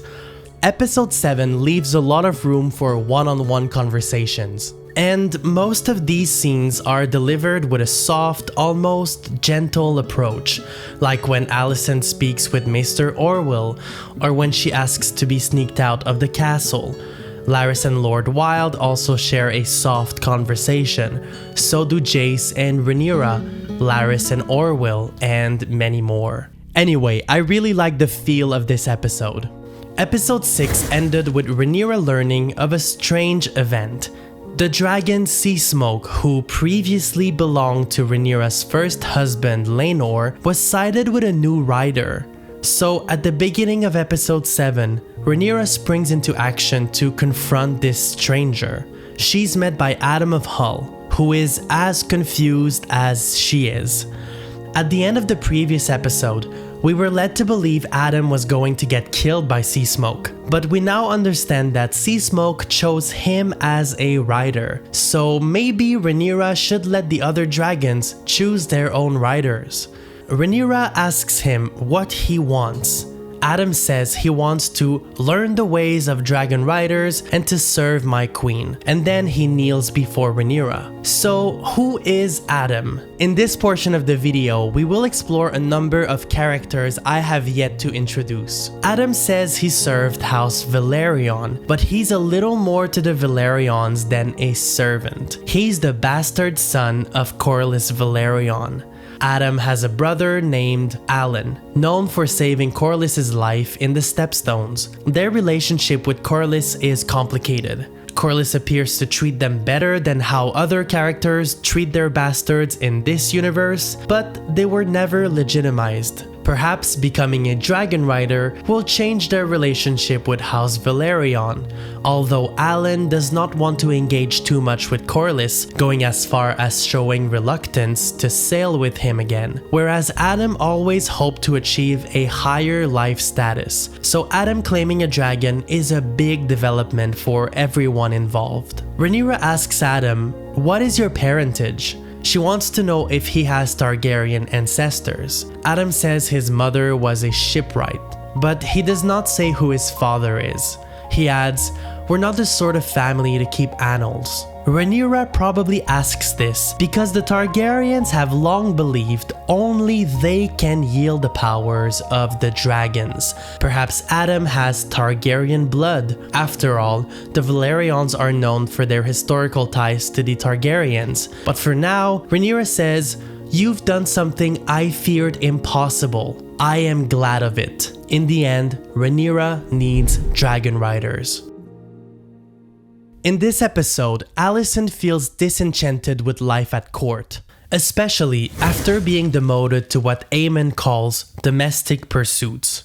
She tells Maester Orwyl, "All my life, I have endeavored to serve both my house and the realm, and somehow none of it matters." Throughout the episode, Alicent removes herself from the drama of the court and adopts a more holistic lifestyle, sneaking out of the Red Keep and enjoying the simplicity and abundance nature has to offer in the Kingswood. And she goes alone, no retinue, no handmaidens. This somewhat reminds me of Marie Antoinette.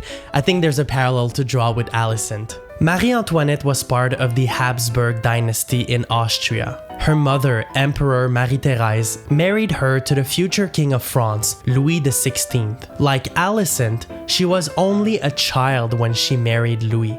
Marie Antoinette had an important duty: provide the king with heirs to the throne. Her mother pressured her to make it happen, much like Otto pressured Alicent to comfort the king in season 1.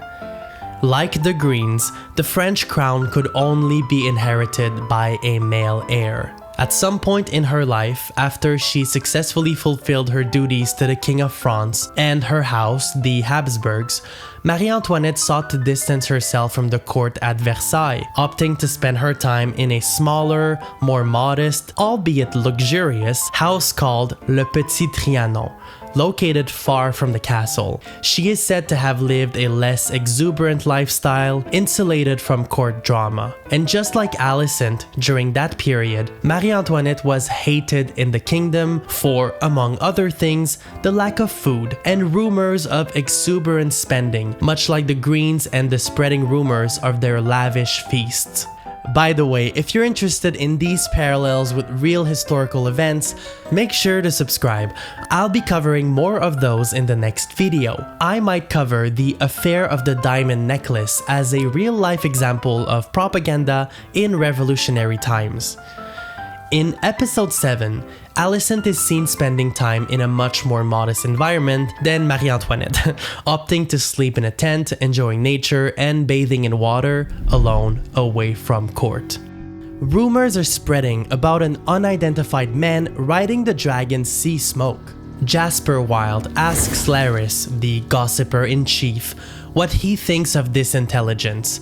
Jasper seems afraid to deliver it to Aemond. He's unsure if his sources are reliable. He says, "My squire heard it from a stable hand who heard it from his father, a fisherman, whose shipmate claims he saw it."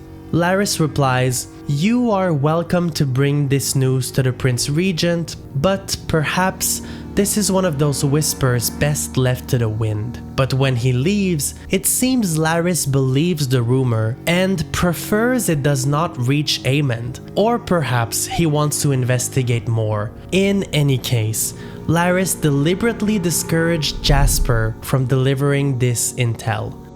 In this episode, the Blacks are reckoning with a form of class disillusion. When Rhaenyra and Addam return to Dragonstone, Corlys is told the rider is one of his workers. Baltimus, another impossible name to pronounce for me, I apologize. Baltimus Siltagar, this guy, expresses his shock at the news. "A commoner," he asks. "With respect to your workers, Lord Corlys, the lowborn cannot go around seizing dragons." Then he asks, "Has the thief been secured?" But Rhaenyra's orders are clear. Addam is not a thief, he's a guest. She wants him to be taught the art of dragon riding and High Valyrian. The Dragon Keepers are usually the ones teaching that knowledge. More on them later. But before panic settles on the council, Corlys says they should wait for Rhaenyra's full accounting. When Rhaenyra speaks with Mysaria, she does not believe Addam is a nobody. She says Sea Smoke chose him. He surely has Targaryen blood in him somewhere. The dragon must sense it. In this world, the notion that only Targaryens can ride dragon is widespread. So Rhaenyra is convinced Addam has Targaryen blood. She thinks Addam simply does not know he has Targaryen blood. To be fair, she's probably right. But we don't know if it's true that only Targaryens can ride dragons, or if it's propaganda, or a form of belief in their own superiority. But if it's true that only Targaryens can ride dragons, how Targaryen do you have to be? Later in the episode, Corlys says he knows little of the lineage of Addam and Alan's mother. But then again, Sir Steffon Darklyn wasn't very Targaryen either. Perhaps Jacaerys' theory of long-lost Targaryen descendants turned dragon riders does not hold up, but Mysaria suggests Sir Steffon Darklyn was not the most straightforward option. If the Blacks are looking for Targaryen blood, they should stop looking for long-lost relatives. Mysaria says there are countless bastard children of Targaryen men living in King's Landing, some of whom would be willing to try claiming a dragon. What do they have to lose? She says there is not a shortage of Targaryen descendants. Rhaenyra asks Mysaria, "You speak of the lowborn?" Which brings us to another aspect of this storyline. Should lowborns be allowed to ride dragons? Rhaenyra says noble families uphold values like honor, but Mysaria says Aegon and Aemond are of noble descent and they don't value honor. She says a common shipwright vows to serve you while your brothers seek to destroy you. Mysaria always advocated for more power to the people. So it's unclear whether she's advising the queen for her own good or if she's advocating for more power for regular folks. Rhaenyra says, "For 20 years, the lords of this realm levied insults at my sons behind my back." She's referring to the fact that Jace, Luke, and Joffrey are not Laenor Velaryon's sons, they're Harwin Strong's bastards. So clearly, bastards can ride dragons. Rhaenyra says, "Let us raise an army of bastards." But Jace fervently opposes this idea. There is an interesting dynamic here because Jace is a bastard too. The difference, of course, is that he was raised as a legitimate heir to Rhaenyra's claim, whereas the other bastards were raised among ordinary people in King's Landing. Jace was only recognized as a legitimate heir to Rhaenyra's claim because his mother is a Targaryen and she gave birth to him in the Red Keep, among the court. whereas these other bastards may have been conceived in a brothel. Daemon and Aemond are known to frequent these establishments. Other Targaryen men surely frequented them too. Or perhaps some were conceived after their mothers were R-worded by Targaryen men. We know this is a possibility. After all, Aegon R-worded Diana last season, and most women don't have access to moon tea like she did. Or perhaps they have a Targaryen mother, also deemed a bastard. Whatever the case may be, they were not raised as royals. So Jace, a bastard, was born in high society, whereas these other bastards were not. If he can ride a dragon, surely they can too. Perhaps that's what he despises about Rhaenyra's plan. He says, House Targaryen is the blood of the dragon. If any may lay claim to it, what are we then? He adds, what if one of your baseborn silver-haired dragon riders decides he wants to rule the Seven Kingdoms? Silver hair has become a status symbol in this universe, a sign of strong Targaryen blood. It's a sign of legitimacy. Jacaerys does not have silver hair, unlike these low-born Targaryen bastards. But Rhaenyra tells Jace that if he wants to sit the Iron Throne one day, they need to win the war. And to win the war, they need dragon riders. Jace asks Rhaenyra, did you think I would have dark hair when you took Harwin Strong into your bed? Did you think I might favor him? Or did it not cross your mind?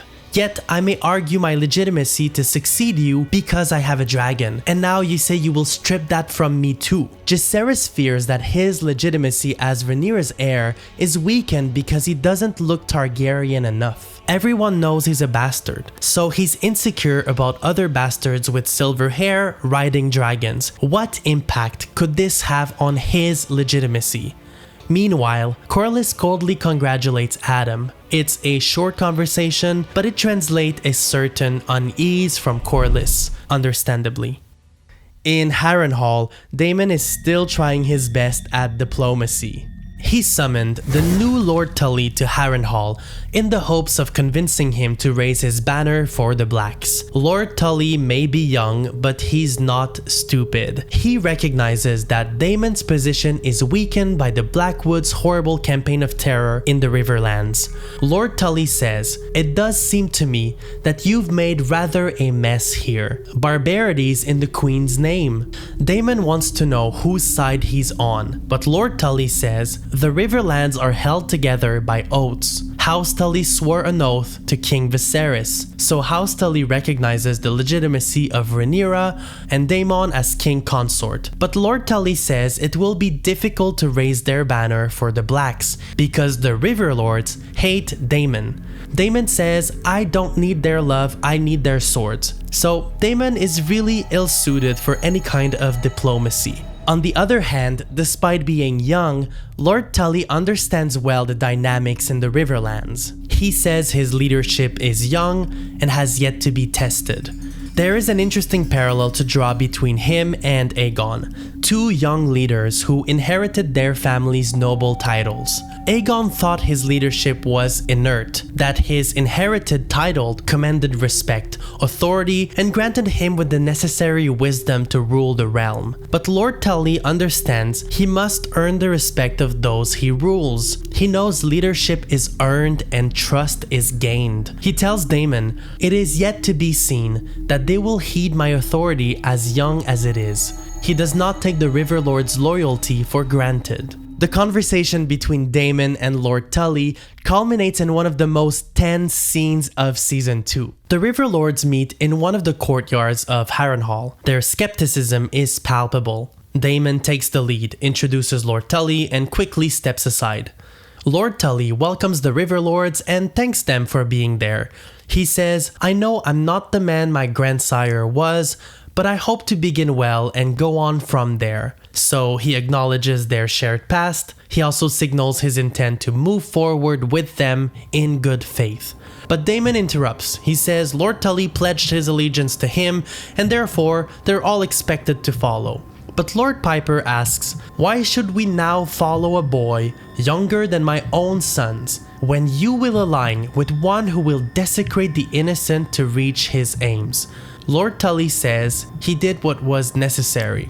Lord Tully acknowledges his age. He says, "I agree I'm young, and I have no love for Daemon Targaryen." He says Daemon has dishonored the crown with his actions in the Riverlands, but he also says his house swore an oath to King Viserys when he named Rhaenyra his heir, and they'll uphold that oath, no matter how loathsome I may find her representative, the prince.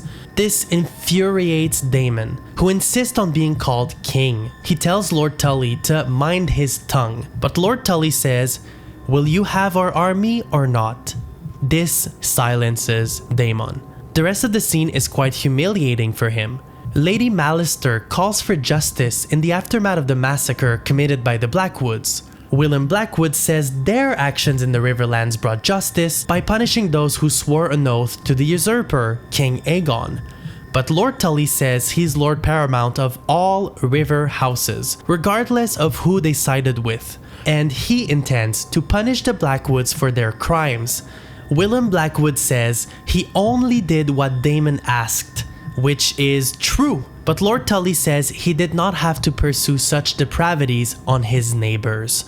He says, "You did it because you wanted to," which echoes what the Riverlords told Daemon earlier in the season. The Riverlords always believed the Blackwoods used the war between the Blacks and the Greens as an excuse to commit atrocities and avenge old quarrels between their house and the Brackens. So Lord Tully puts Willem Blackwood under arrest. Willem implores Daemon to demand his release. He only did what he asked of him.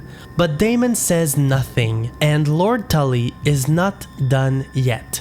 He says the only way they'll raise their banners for the Blacks is if Daemon dispenses justice.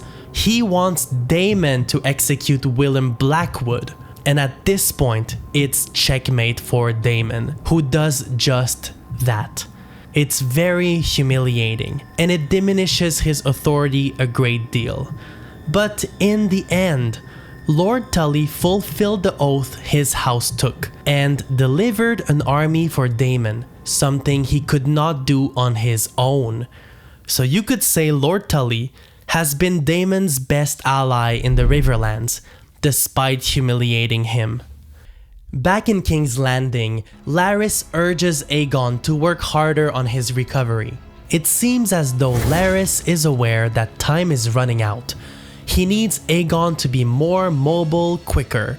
We also learned that Maester Orwell has been pushing Aegon to work harder on his recovery based on Larys's instructions.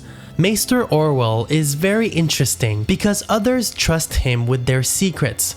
Alicent, for instance, appears to trust Maester Orwell, and in this scene, the Grand Maester tells Larys that the king desperately needs to rest, but Larys insists he needs to keep pushing him to recover because it will be long before he may rest again. In Driftmark, we learn through Corlys that Rhaenyra wants ships ready in King's Landing. He tells Alan the queen requires ships at her service in King's Landing, charter fishing vessels, pay whatever they demand, but ensure their captains are dependable. Here's what's going on in this scene. Earlier, Mysaria told Rhaenyra that numerous Targaryen bastards were known to live in King's Landing. Perhaps they could become dragon riders for the two riderless dragons on Dragonstone. To put this theory to the test, the Blacks must sneak these bastards out of King's Landing, so Corlys wants to bribe captains of fishing boats to do just that. And thanks to Mysaria's network in King's Landing, words of Rhaenyra looking for Targaryen bastards quickly spread around. Rhaenyra also depended on another ally in the Vale, but it appears as though her cousin, Lady Jane Arryn, does not completely fulfill her promise to Rhaenyra. After all, Rhaenyra did not fulfill her promise either by sending a baby dragon. In this scene, Rhaena is seen exiting the gates of the Eyrie as Jane looks onward. We then see a convoy escorted by soldiers. They are heading to Pentos with the dragon eggs and Rhaenyra's two youngest sons. Presumably, they're also traveling with one of the two baby dragons. Jane had promised Rhaena to provide guards for the convoy and safe passage so the children could make it to Pentos, and she upheld that promise. It also appears that Jane agreed to keep Joffrey in the Eyrie, something she promised Rhaenyra. But because Rhaenyra sent her a baby dragon, it appears that Lady Jane did not commit her 15,000 swords to Rhaenyra's cause after all. Do you think Lady Jane Arryn was justified? Is she basically keeping Joffrey hostage? Let me know in the comments below. After the gates close, we see Rhaena break from the convoy. She appears to search for the wild dragon in the Vale. Will she try to claim it? Could this dragon protect the Eyrie? We'll have to wait and see. On Dragonstone, ships carrying Targaryen bastards arrive. And there are many Targaryen bastards hoping to claim a dragon. But apparently, Rhaenyra did not consult the Dragon Keepers about this plan. Neither did she ask them about Sir Darkling. They say Rhaenyra is a fool for playing with old Valyrian magic like that. These bastards are no dragon lords, they insist. The leader of the Dragon Keepers says, "Our order will have no part in this." And then they leave. In the previous season, Dragon Keepers were instrumental in teaching young Targaryens how to handle their dragons. Can new dragon riders succeed without their guidance? It will be interesting to see how their departure affects the Blacks. Rhaenyra's endeavor is a barbaric one, because in the end, all but 2, maybe 3 bastards survived. Hugh Hammer claims Vermithor, the largest dragon in the world after Vhagar, and Ulf White claims Silverwing. Earlier in the episode, as word spread in King's Landing that Rhaenyra was looking for Targaryen bastards, Hugh had high hopes. He told his wife that if he could claim a dragon, all their problems would go away. If he could claim a dragon, Rhaenyra would make his wife a lady. So Jacaerys is not wrong to associate dragons with prestige and titles. Lowborns like Hugh expect to be elevated to the ranks of the nobility if they claim a dragon. Now that Rhaenyra has 2 additional dragon riders, it will be interesting to see how well she can keep them in line. Will this newfound power corrupt Hugh and Ulf? Unlike descendants of noble houses, they never swore oaths to anyone, nor do they buy into these social constructs. In King's Landing, we learn that the Hightower's army is being slowed down on their way to the Riverlands. House Beesbury and their allies are threatening them on 2 fronts. This is a concern for the Greens. But the Greens also receive good news. Prince Daeron's dragon, Tessarion, has taken to wing. We haven't seen Daeron's dragon yet, but it's presumably quite young and vulnerable. The small council meeting is interrupted by sounds of chaos in the streets. Speaking of armed forces, Ulf is seen riding Silverwing above King's Landing. So Aemond rushes to Mount Vhagar and follows them to Dragonstone, but Aemond decides to turn around and disengage. This final scene tells us a few things.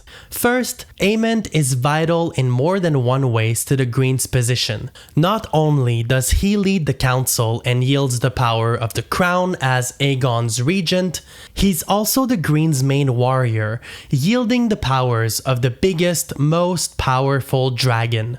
He can't do both simultaneously, and that might be a problem. Second, we now know Rhaenyra was right, that the only way to deter and potentially defeat Vhagar was to raise an army of dragons, albeit smaller dragons. Aemond disengaged when he saw multiple dragons on Dragonstone. With the developments of episode 7, it's time to update our dragon chart. Currently, the Blacks have Syrax, ridden by Rhaenyra, Caraxes, ridden by Daemon, Vermax, ridden by Jace, and Moondancer, ridden by Baela. And they now have riders for 3 additional dragons. Seasmoke, formerly Laenor's dragon, has been claimed by Adam of Hull. Vermithor has been claimed by Hugh Hammer, and Silverwing has been claimed by Ulf White. The Blacks also have 2 baby dragons.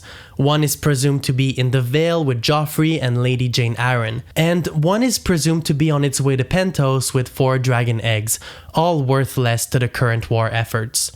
The Greens are at a great disadvantage regarding dragons. They have 2 dragons of fighting age, Vhagar, ridden by Aemond, and Dreamfire, ridden by Helaena. But Helaena is no warrior. They also have 1 dragon in Old Town, ridden by Daeron. Although Tessarion can fly now, it is presumed to be a small dragon, perhaps not useless, but not the greatest of assets either. Episode 8 is titled The Queen Who Ever Was. This is a nod to Princess Rhaenys, who was known as the Queen Who Never Was. This is the last episode of Season 2, which is a departure from the previous season. According to some sources, HBO originally had a 10-episode plan for Season 2, like for Season 1, but they eventually settled for 8 episodes instead. I would have loved to have 10 episodes like for Season 1, but at the same time I feel satisfied with the amount of information and lore we got to explore in these 8 episodes, which made me wonder how this season compared to other seasons of the franchise. That's why I made this table comparing every season of the GOT universe with the number of episodes and total runtime.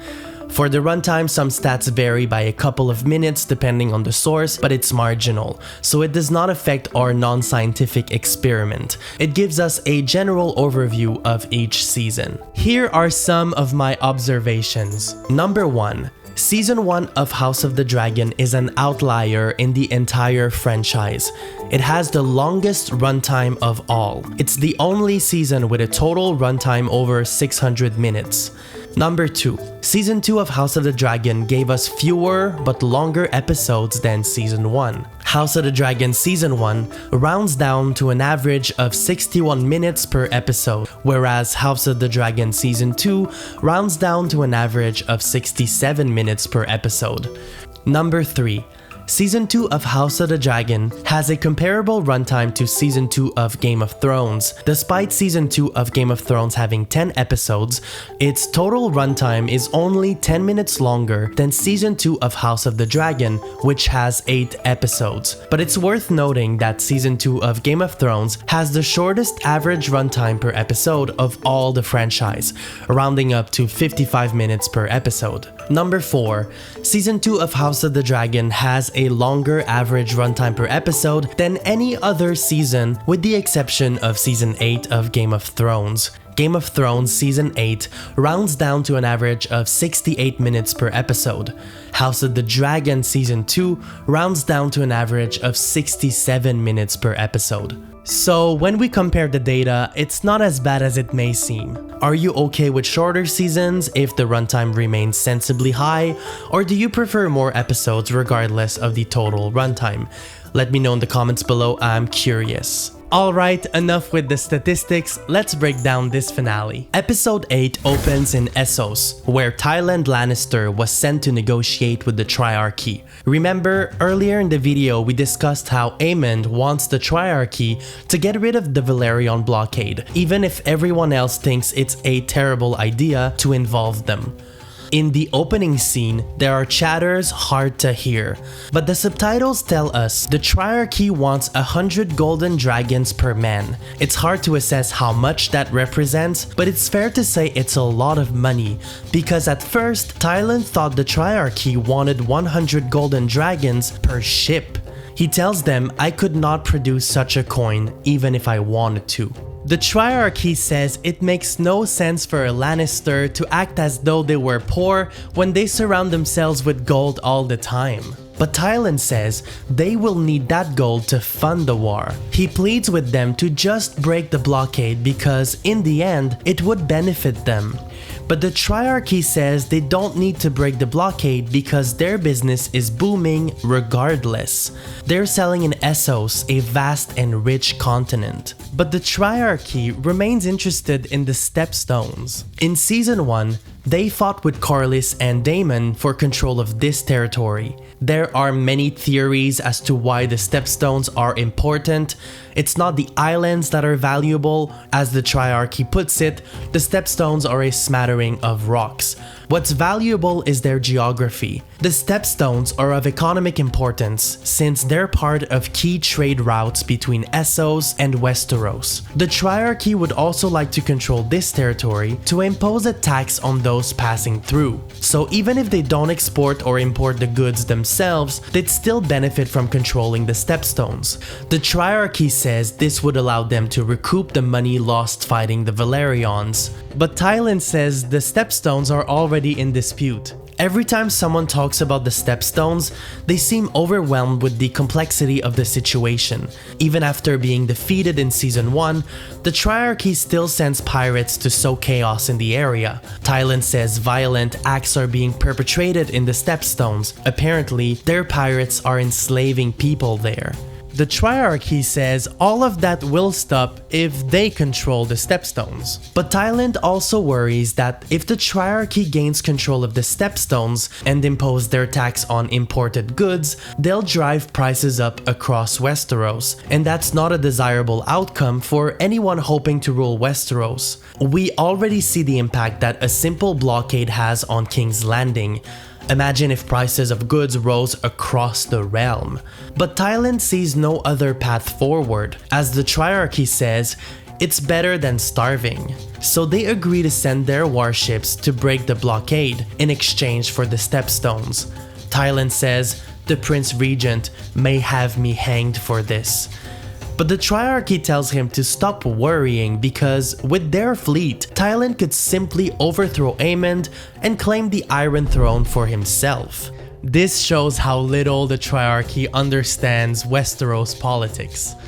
It's unlikely that Tyland could overthrow the Greens with a naval fleet from Essos when everyone is gearing for a land and sea war.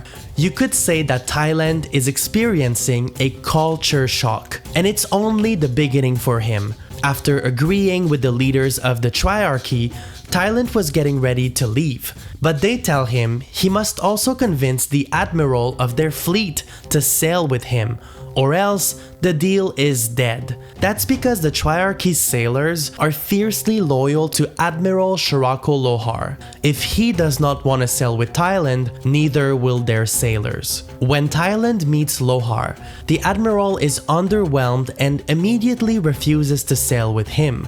But quickly, Tyland manages to intrigue Lohar, who agrees to reconsider his position. Tyland is not used to this type of leadership. In Westeros, decision-making is organized in hierarchy. Decisions come from the top down. If Corlys agrees to send his fleet to battle, his captains will blindly obey his orders and sail at his command. But in Essos, things seem different. For one, the Triarchy is an alliance of 3 free cities. That's why Tyland is negotiating with 3 people instead of 1. And apparently, the decision to sail is entirely left to Admiral Lohar. In later scenes, Lohar will put Tyland to the test to determine his worth. He'll have to fight in the mud and sing songs at lavish banquets, all of which appear to be an integral part of the local culture. In the end, Lohar will deem Tyland worthy of sailing with him. Back in Westeros, Aemond's anger seems to be growing as he realizes that Rhaenyra's position is strengthened by her dragons. This is the first scene featuring Aemond in the last episode, and in a fit of rage, he burnt Sharp Point to the ground. Sharp Point is located on the mainland, but it's close to Dragonstone, and it aligned with the Blacks. Aemond burned the city down after he turned away from Dragonstone in the previous episode. Needless to say, this is an act of tyranny. At the Red Keep, Aegon is still recovering from his injuries. When Larys walks in, he says, "We must leave King's Landing quickly, and we will not return for some time." Aegon is confused. Larys tells the king that Rhaenyra found 3 additional dragon riders. He says Aemond flew on Vhagar to challenge her, but he fled Dragonstone in terror. Larys insists they must leave King's Landing urgently, but Aegon says, No, I am the king, why must I run?" Larys says Aegon has no other option but to run because the Prince Regent will kill you, he says. Aemond is angry and unpredictable, but Aegon thinks he can reclaim his power. He says, "Take me to my throne, and once he returns, I shall take him prisoner." But Larys says it's foolish. How would Aegon protect his claim from Rhaenyra and her 7 dragons without Vhagar? Larys is right. Aegon stands no chance right now. Larys says he planned for an unexpected scenario like this one for years. Over the years, Larys moved the majority of Harrenhal's gold reserve to the Iron Bank in Braavos. Braavos is located northwest of Essos. Travelers are welcomed by a huge statue called the Titan of Braavos, which is obviously inspired by a real-life statue called the Colossus of Rhodes, one of the 7 wonders of the ancient world. Larys says this emergency fund would allow them to live well in Essos and lay low until the worst parts of the war have passed. But Aegon needs more convincing. He's defeated. He says his dragon is dead. He's burnt and disgusting, and he's alone. He also says his cock is destroyed. This may act as a comic relief moment in the episode, but it also provides us with an important information. Aegon can no longer produce a male heir to his claim, which could be a problem in the future. Larys insists there are better days ahead. He says, "Let your brother and the Pretender destroy themselves in blood and bitterness. When they are spent and their armies are tatters, we will return, and the people will rise up to meet us." Larys believes Aegon could make a glorious comeback because war leads to fear and deprivation among the population. This prospect speaks to Aegon, whose self-esteem is severely diminished by recent events. Larys says history could remember the king as Aegon the Victorious, or maybe Aegon the Peacemaker. What about Aegon the Rebuilder? How does that sound? Aegon says he'd like to be remembered as Aegon the Realm's Delight. No problem, we'll go with that. Whatever it takes to convince Aegon to escape King's Landing with Larys. Larys and Aegon are not the only ones seeking to escape the incoming doom. For instance, in previous episodes, we saw how Rhaenyra sent her children to safety, and in episode 8, Alicent tells Helaena, "What would you think about leaving this place?" In this episode, Aemond learns how the Blacks successfully found new riders for 2 of their dragons. He now knows that fishermen helped them sneak bastards out of the capital. Aemond says, "Let no vessel come or go from our harbor without our inspection." This is a bad idea because the small folk of King's Landing are already starving. Fish is one of the only sources of food at the moment. Jasper Wilde says these inspections will hinder the work of the fishermen, and therefore even more people will starve. But Aemond doesn't care. This scene cuts into the next scene with Helaena asking Alicent, "Why does everybody hate us?" "Girl, that's why. People are starving, they can't leave, and there is violence in the streets." Alicent says people are unhappy, and unhappy people look for someone to hate. Helaena echoes something Aemond said in a previous episode.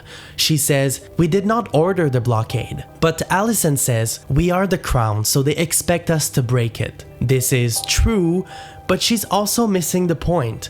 People expect the crown to meet their basic needs like food, clothing, and shelter. So it's not just about the blockade. When Aemond asks that all fishermen's ships be inspected before they can fish, he's also part of the problem. When the Green seize livestock from farmers, they're fueling the problem. The blockade is not the only issue. The issue is food. They need food. Later, Alicent tells Aemond, "You wish to rule the 7 kingdoms, but you rain ruin and death upon its small folk." Alicent knows Aemond can't sustain his power in opposition to the small folk. In other words, nobody can rule those they hurt and kill. And that's why Alicent would have been a better regent. Episode 8 continues exploring the role that classism plays in the war, as Rhaenyra's new riders are embedded at court. When Jace walks by the council room, he sees Hugh and Ulf. Ulf has his feet on the table, so Jace says, "Remove your feet from the table." But Ulf says he doesn't have to obey a boy like him, until he realizes that Jace is Rhaenyra's son and heir to her title. Perhaps he did not expect that a brown-haired guy could be heir to the Targaryen crown. Ulf says, "Look at that hair, as dark as they say. Let them tell us we don't have Targaryen blood." Ulf says Jace and him are cut from the same cloth. This is exactly what Jace feared would happen once lowborn bastards start to ride dragons. But Jace takes his hatred a step further. He says Ulf's behavior could hurt the Blacks' efforts to regain the throne. He tells Ulf, "If you hinder our efforts through sloth or unreadiness, I will see you hanged." It's not exactly the best way to foster loyalty from their new dragon riders. Could this kind of classism foment a rebellion? It's also clear that of the 3 new dragon riders, Adam of Hull stands out. Rhaenyra tells Corlys that she knows little of Hugh and Ulf because they're bastards from King's Landing. On the other hand, Adam of Hull was in Corlys' employment. Corlys says Adam is a man of integrity. Later in the episode, Baela and Jace discuss the whole bastard situation. She tells him to stop worrying about it so much, because in the end, he's the one who will inherit the crown. Having lowborns riding dragons does not take anything away from their own nobility. Baela urges Jace to stop whining about it and take his place by Rhaenyra's side, impose his legitimacy on others. But later, Rhaenyra tells the 3 new dragon riders that she'll reward them with knighthood if they serve her well. This prompts Jace and Baela to exchange worried looks. Maybe Jace is right to be worried after all. Corlys says it's time to use dragons. He tells Rhaenyra she should aim to strike at Aemond quickly, but Rhaenyra brings back this notion of strategic deterrence. We discussed this earlier in the video. She says, "I had hoped my advantage may be in deterrence." She says that Vhagar was always the Blacks' biggest threat, but she's now overpowered by Rhaenyra's 7 dragons. But Corlys thinks Rhaenyra is underestimating the Greens. Sure, Vhagar is their biggest threat, but Corlys says Helaena has a dragon too. Rhaenyra says Dreamfire is a formidable dragon, but dismisses her potential because Helaena is not known to ride Dreamfire. Corlys says she may yet be compelled. He's right. Later in this episode, Aemon tries to convince Helaena to ride Dreamfire to war. He tells her, "I need you to fly with Dreamfire to battle." But Rhaenyra is also right here, because Helaena tells Aemon she does not want to fight. This leads to a scream match between Aemon and Alicent, who tries to protect Helaena. So it's unclear if Helaena can be persuaded or forced to ride her dragon to war. Corlys also says the Greens have a dragon in Old Town, but Rhaenyra also dismisses this dragon because Daeron never left Old Town and his dragon is so small. But Corlys wants Rhaenyra to remain cautious and to avoid underestimating the Greens' dragons. Rhaenyra agrees with Corlys when he says Aemon thought himself invincible. He has now discovered he's not. He'll be angry, desperate. He will not stop at burning Sharp Point. Corlys' discussion with Rhaenyra seems to have influenced her to act. She now plans to send her dragons to war quickly. In a later scene on Dragonstone, during a dinner with her dragon riders Baela, Jacaerys, Adam, Hugh, and Ulf, Rhaenyra tells them to get ready because she plans to send them flying in 2 days. She wants Old Town, the Hightower's seat of power, and Lannisport, the Lannisters' port city, to be dealt with. She says their armies must be subdued. She seems inclined to send Hugh and Ulf to deal with that. It will be interesting to see how well Old Town and Lannisport are defended now that both their armies are marching on Harrenhal. Corlys also mentions they plan to rejoin the blockade very soon. He wants to show a strong presence at the blockade to deter potential enemies allied to the Greens like the Lannisters or the Greyjoys from striking. The seats of power for the Lannisters and the Greyjoys are located on the other side of the continent. Corlys knows it would take them months to get to the blockade. But Corlys does not expect the Greens to ally themselves with the Triarchy to strike at his blockade quickly and with mighty force. Will Corlys be ready on time, or will he be blindsided by old and new enemies? Corlys also says something strange. He tells Rhaenyra, "You have 6 dragons under your banner." Earlier, Larys told Aegon, "When Rhaenyra descends on you with her 7 dragons, what then?" The Blacks have in fact 7 dragons. Then Corlys adds, "Of course, there is another player that has yet to be revealed." And the show cuts immediately to Daemon. So when Corlys mentions 6 dragons instead of 7, he's really questioning whether Daemon serves Rhaenyra's interests or if he serves his own. Can Rhaenyra count on Daemon and his dragon or not? Well, in previous episodes, Daemon seemed to indicate he would not serve Rhaenyra as king consort. He was interested in claiming the throne for himself. That's why Rhaenyra sent Sir Alfred Broome to Harrenhal. She tasked him to find out what Daemon's real intentions were and to convince him to maintain his loyalty to Rhaenyra. But Rhaenyra grew frustrated with Alfred Broome. It's in part why she sent him away, and Alfred knows this. Upon his arrival in Harrenhal, Broome remarks how big Daemon's army is. Daemon is aware that Jason Lannister and his army are hesitant to continue marching to Harrenhal. We discussed this earlier in the video. Daemon says, "I aim to march on King's Landing before he can catch me." So Daemon still wants the throne for himself. He raised an army in the Riverlands for himself. Sir Alfred Broome says he's disappointed with Rhaenyra. He says Daemon raised an army, meanwhile, Rhaenyra disregards her counsel. Broome says Daemon is a leader of men. I think the choice of word is interesting because much of Rhaenyra's problems with her council revolves around her gender. She is seen as ill-equipped to lead an army because she's a woman, whereas Daemon, who's shown nothing but incompetence in the Riverlands, is viewed as a suitable leader for fighting men. Alfred tells Daemon, "If you declare yourself, your lords will follow you." He's essentially betraying Rhaenyra and pledging his allegiance to Daemon. Daemon says, "I never took you for a turncloak, Sir Alfred." Alfred replies, "Rhaenyra's intentions are good, but what we need in this moment is a king."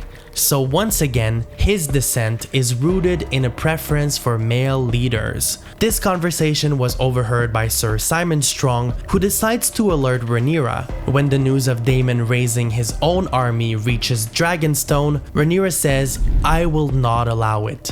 Back in Harrenhal, Alice Rivers, who has been taunting Daemon with her strange abilities this whole season, seemingly helps him see a prophetic vision of the future. Among other things, he sees Rhaenyra on the throne. In short, this vision seems to have changed Daemon's entire perspective. He seems to believe his faith is to play a small part in Rhaenyra's ascension to the throne. Does this mean Daemon won't seek to claim the throne for himself? We don't know, but for now, it appears so. As you know, we will cover Daemon's vision in depth in the next video. We will also discuss Helena's visions and seemingly unique abilities. In the finale, she and Aemond share a scene toward the end of the episode. He tries once again to convince her to ride Dreamfire. He says, "Let our enemies see that we will answer outrage with outrage." She replies, "And if I refuse, will you burn me as you did Aegon?" Aemond says that is a lie, but she replies, "I saw it." So what does it all mean? Is she playing with him, or did she really see what happened? How? She says Aemond burned Aegon and let him fall, which is true, he did.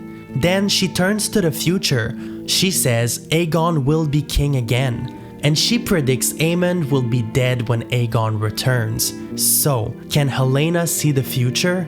After all, Larys's plan is to bring Aegon to safety until he can return and rule the Seven Kingdoms again. Fearing that Daemon is raising an army against her claim, Rhaenyra decides it's time to confront him in person.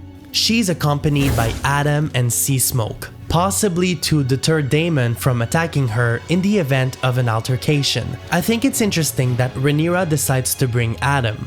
First, she was told by Corlys that she could trust him. Second, it's possible that Rhaenyra prefers risking Adam's life as opposed to Jace or Baela's lives. After all, they are heirs to her claim. Also, Jace and Baela's dragons are quite small. Perhaps it's a combination of all these reasons that pushed Rhaenyra to go to Harrenhal with Adam. After having his vision, Daemon seems convinced there is more to this than the current war. He tells Rhaenyra that winter is coming. He kneels before her and tells her, "You are the true Queen Rhaenyra." He says he will serve her, and the army he commands will serve her too. All the men kneel, and we get a close-up shot of Broom, who seems worried because he essentially betrayed Rhaenyra earlier in this episode. By the way, during that scene, you can hear traitor whispered at Broom. There are many speculations online as to who or what whispered traitor at that moment. Let me know your best guess. As soldiers kneel before Rhaenyra, we also get a shot of Simon Strong, who is totally gagged, and rightfully so, because Daemon gave him every reason to believe he would betray Rhaenyra. We'll have to wait for season 3 to see if Daemon is truly loyal to Rhaenyra. After visiting Harrenhal, Rhaenyra returns to Dragonstone. Back in King's Landing, Alicent visits the Grand Maester. She tells Orwell, "I must again request your assistance. I need passage and your discretion." Alicent is about to play the biggest reverse Uno card of the season. She wants to leave King's Landing and visit Rhaenyra in Dragonstone, leading to another eye-rolling scene. I don't want to inject too much of my opinion right now because I want to focus on recapping and analyzing the season, but at the end of this video, I'll give you my full honest opinion of this season. Alicent tells Rhaenyra she followed the path laid by her father. All her life, she was taught that following the path was the only way to ensure security, but she was mistaken. Alicent says she lost everyone she put her faith in. She mentions her husband, Viserys, her father, Odo, her lover, Criston, and her son, Aegon. They're all lost to this war. Rhaenyra says it's ironic that Alicent has a lover because she's always pretended to be above reproach. But Alicent says she promoted her own virtue in opposition to Rhaenyra, who disdained it. This scene mostly revolves around old quarrels between the two, but we eventually get some interesting information regarding the ongoing war. Alicent says Aemond, whom she refers to as the Crown, will do whatever it takes to wage this war. But Alicent wants out. She says she plans to escape King's Landing with her daughter Helaena and her granddaughter. Rhaenyra says it's too late, Alicent. This echoes what Alicent told her earlier in the season. Indeed, it is too late. Rhaenyra tells Alicent it's coward to leave now after all she's done to challenge her claim. Alicent says it's unfair to blame it all on her because she only followed the path laid before her, and she genuinely thought she fulfilled Viserys' last wish. Rhaenyra asks her why she came here. Alicent says Aemond will soon fly to join Cole in the Riverlands. This confirms that Harrenhal and the Riverlands will become key in the next season. Both sides are gearing up for a confrontation there. But Alicent says Rhaenyra should take this as an opportunity to seize the throne. This is what I mean when I say that Aemond cannot realistically be the Green's main warrior and exercise the powers of the Crown at the same time. When he flies to war, King's Landing will be unprotected, especially as their armies are on the march. Aemond does not seem to understand this, but Alicent does. In the absence of Aemond, the crown's authority will be temporarily held by Helaena. She says, "If you come then to King's Landing, I will see to it that our guards throw down their arms. We will open the gates, we will shed no blood." She adds, "You will enter as a conqueror. Already, you have the stronger hand." It's clear that Alicent fears Rhaenyra's military might. She seems to think the Greens can no longer win the war as it stands. That's what Larys told Aegon too. Alicent says, "Once you take the throne, this senseless war must end." Does Alicent make that offer to save herself? Or does she make that offer to save the realm from more bloodshed? What are Alicent's motivations here? Let me know what you think. Rhaenyra asks, "What of Aegon?" Alicent assures her that Aegon is in really bad shape and that she can find ways to control him and he would eventually bend the knee. But Rhaenyra is not thrilled. She says, "Still, you imagine you can have all you want without paying too high a price." Rhaenyra says she must take Aegon's head. It's the only way the war will end. And it needs to be displayed for the whole realm to see. And she's right. Rhaenyra cannot rule as long as challengers to her throne live. This echoes something Odo told Alicent last season. He said her children would be put to the sword if Rhaenyra takes the throne. But it won't be easy to take Aegon's head because he's on his way to Essos with Larys. In the end though, Rhaenyra forces Alicent to choose a side, and Alicent appears to side with Rhaenyra. She says, "You let me go to do what I promised, and you fly to the Red Keep in 3 days' time, and you take your throne." Rhaenyra says something interesting. She says, "My path was decided for me long ago." It's interesting because Alicent's path was also decided for her long ago. So was Aegon's path, and so is Jace's path. In the end, she lets Alicent go. It's hard to know if this plan will work because there are so many moving parts, all bound to clash in the next season. The season ends on a montage of these moving parts. On both sides, we see numerous armies, all presumed to be marching to the Riverlands, so let's break it all down. On the black side, we see the new dragon riders getting ready to fly to war. Rhaena is still in the Vale, and she located the wild dragon. Maybe she'll be able to claim it in the next season. The Starks are seen crossing the Twins as per Jacaerys' deal. Daemon is in Harrenhal, ready to lead a huge armed force. Will it be in Rhaenyra's name or in descent to his wife? Corlys and Alan are seen leaving. They are said to be heading to the blockade. On the green side, the Hightowers are seen marching, accompanied by a small dragon. It's the first time we see Tessarion, Daemon's dragon. It's unclear if they defeated House Beesbury.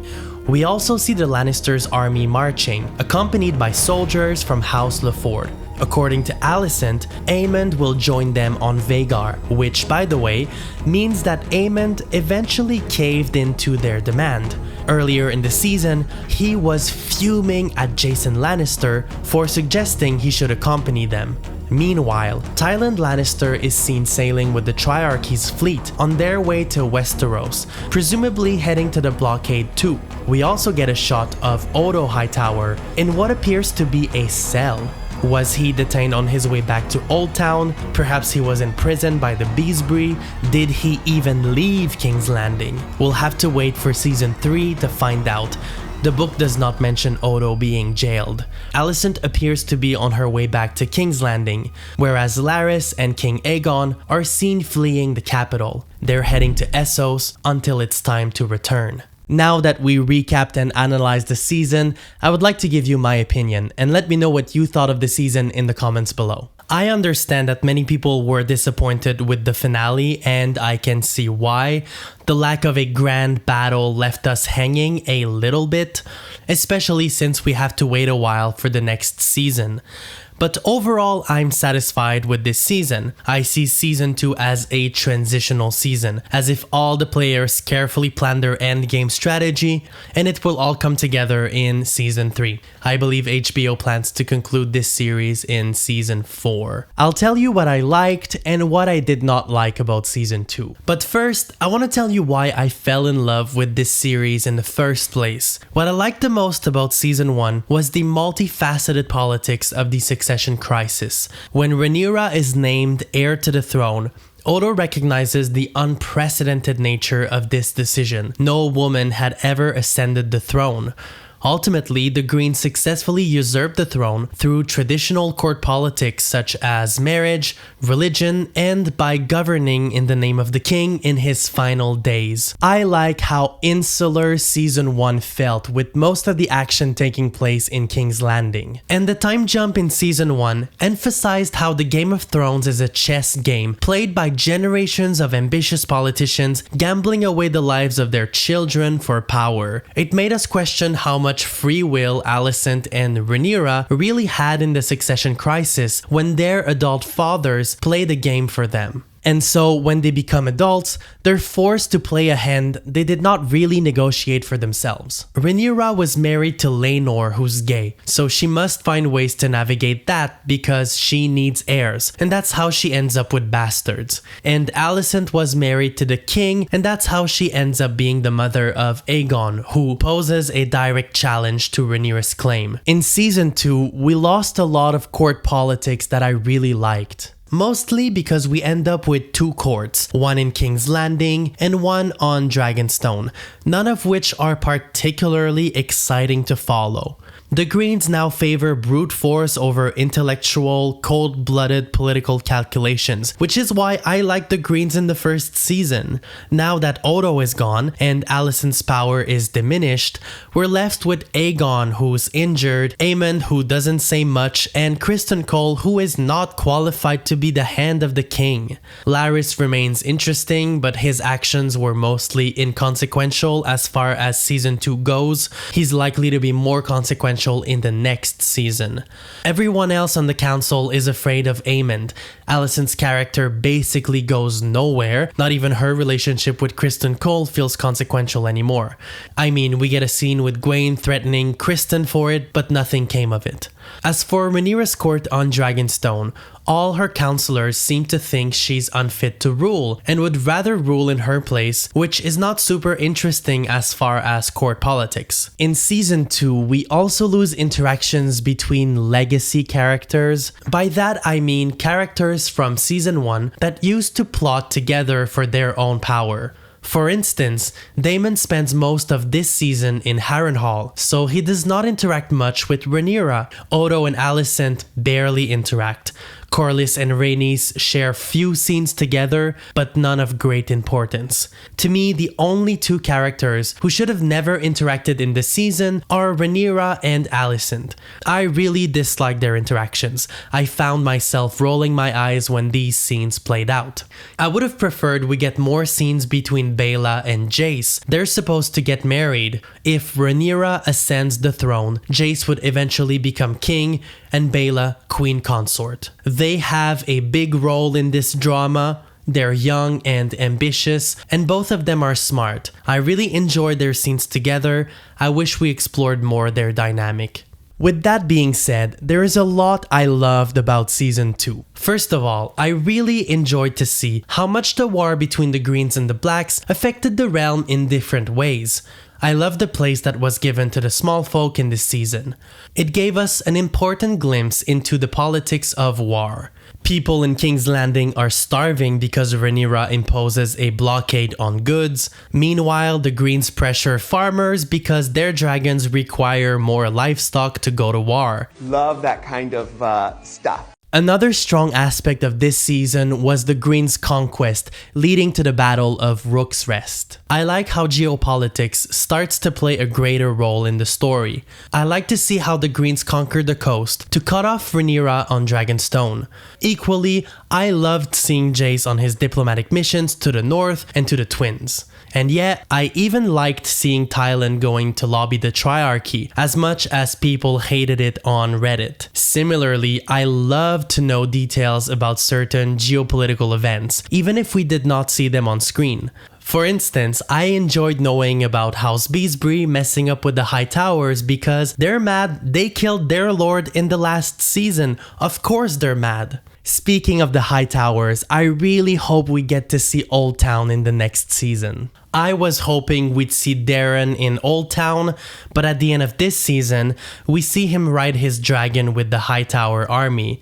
The Hightowers being so prominent in the story, it feels wrong to never have been to Oldtown. The Greens are basically foreigners in King's Landing. Seeing how they rule Oldtown, how power is organized there, and what their culture looks like would provide us with greater insight into the Greens, especially as they're rebranding themselves as Targaryens for the sake of legitimacy. And now that Odo and Alicent were pushed aside, how powerful are the Hightowers? Is Aegon viewed as a Hightower in Oldtown? Probably not, right? Which brings me to Daemon. Honestly, he might have been my least favorite storyline this season. He's unreasonable and incompetent, unable to understand the basics of diplomacy. I mean, he's been useless this whole season. Despite that, I think Harrenhal delivered one of the best scenes of the whole season. The scene with Lord Tully and the River Lords is the kind of political drama I really enjoy from House of the Dragon. More of that, please. I will say, I'm not super excited about the whole bastard storyline, especially with regards to Hugh and Ulf. Likewise, I'm not excited about Rhaena's storyline, but I am very intrigued about Adam of Hull's inclusion in the story. I like the Velaryons, and I feel like we did not get enough of them this season. I'm interested to see how this will affect Corlys and Alan. But above all else, there are two aspects that excite me for the next season. First, I'm very eager to see more battles. Everyone is gearing up for war. We have dragons and armies, and I'm very excited to see it all materialize into a proper war. At the end of Season 1, we were led to believe we were gearing up for war in Season 2. Now, we're led to believe we'll get our war in Season 3. I surely hope so. There were not many kills in Season 2. We've grown used to main characters dying in Game of Thrones. I want more death. You know what I mean. War needs to feel consequential. That's why the Battle of Rook's Rest had gravitas. And the second aspect I'm most excited for the next season is the whole Larys plot to escape with Aegon.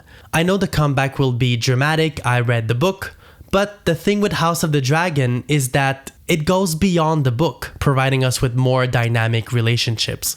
So I'm excited to see how Larys and Aegon work together. Let me know what you think of Season 2 of House of the Dragon, and let me know what you're looking forward to seeing in Season 3. Don't forget to subscribe for my next video on House of the Dragon, in which we will dig deeper into Season 2 with character analysis, deeper theme analysis, and much more. See you soon.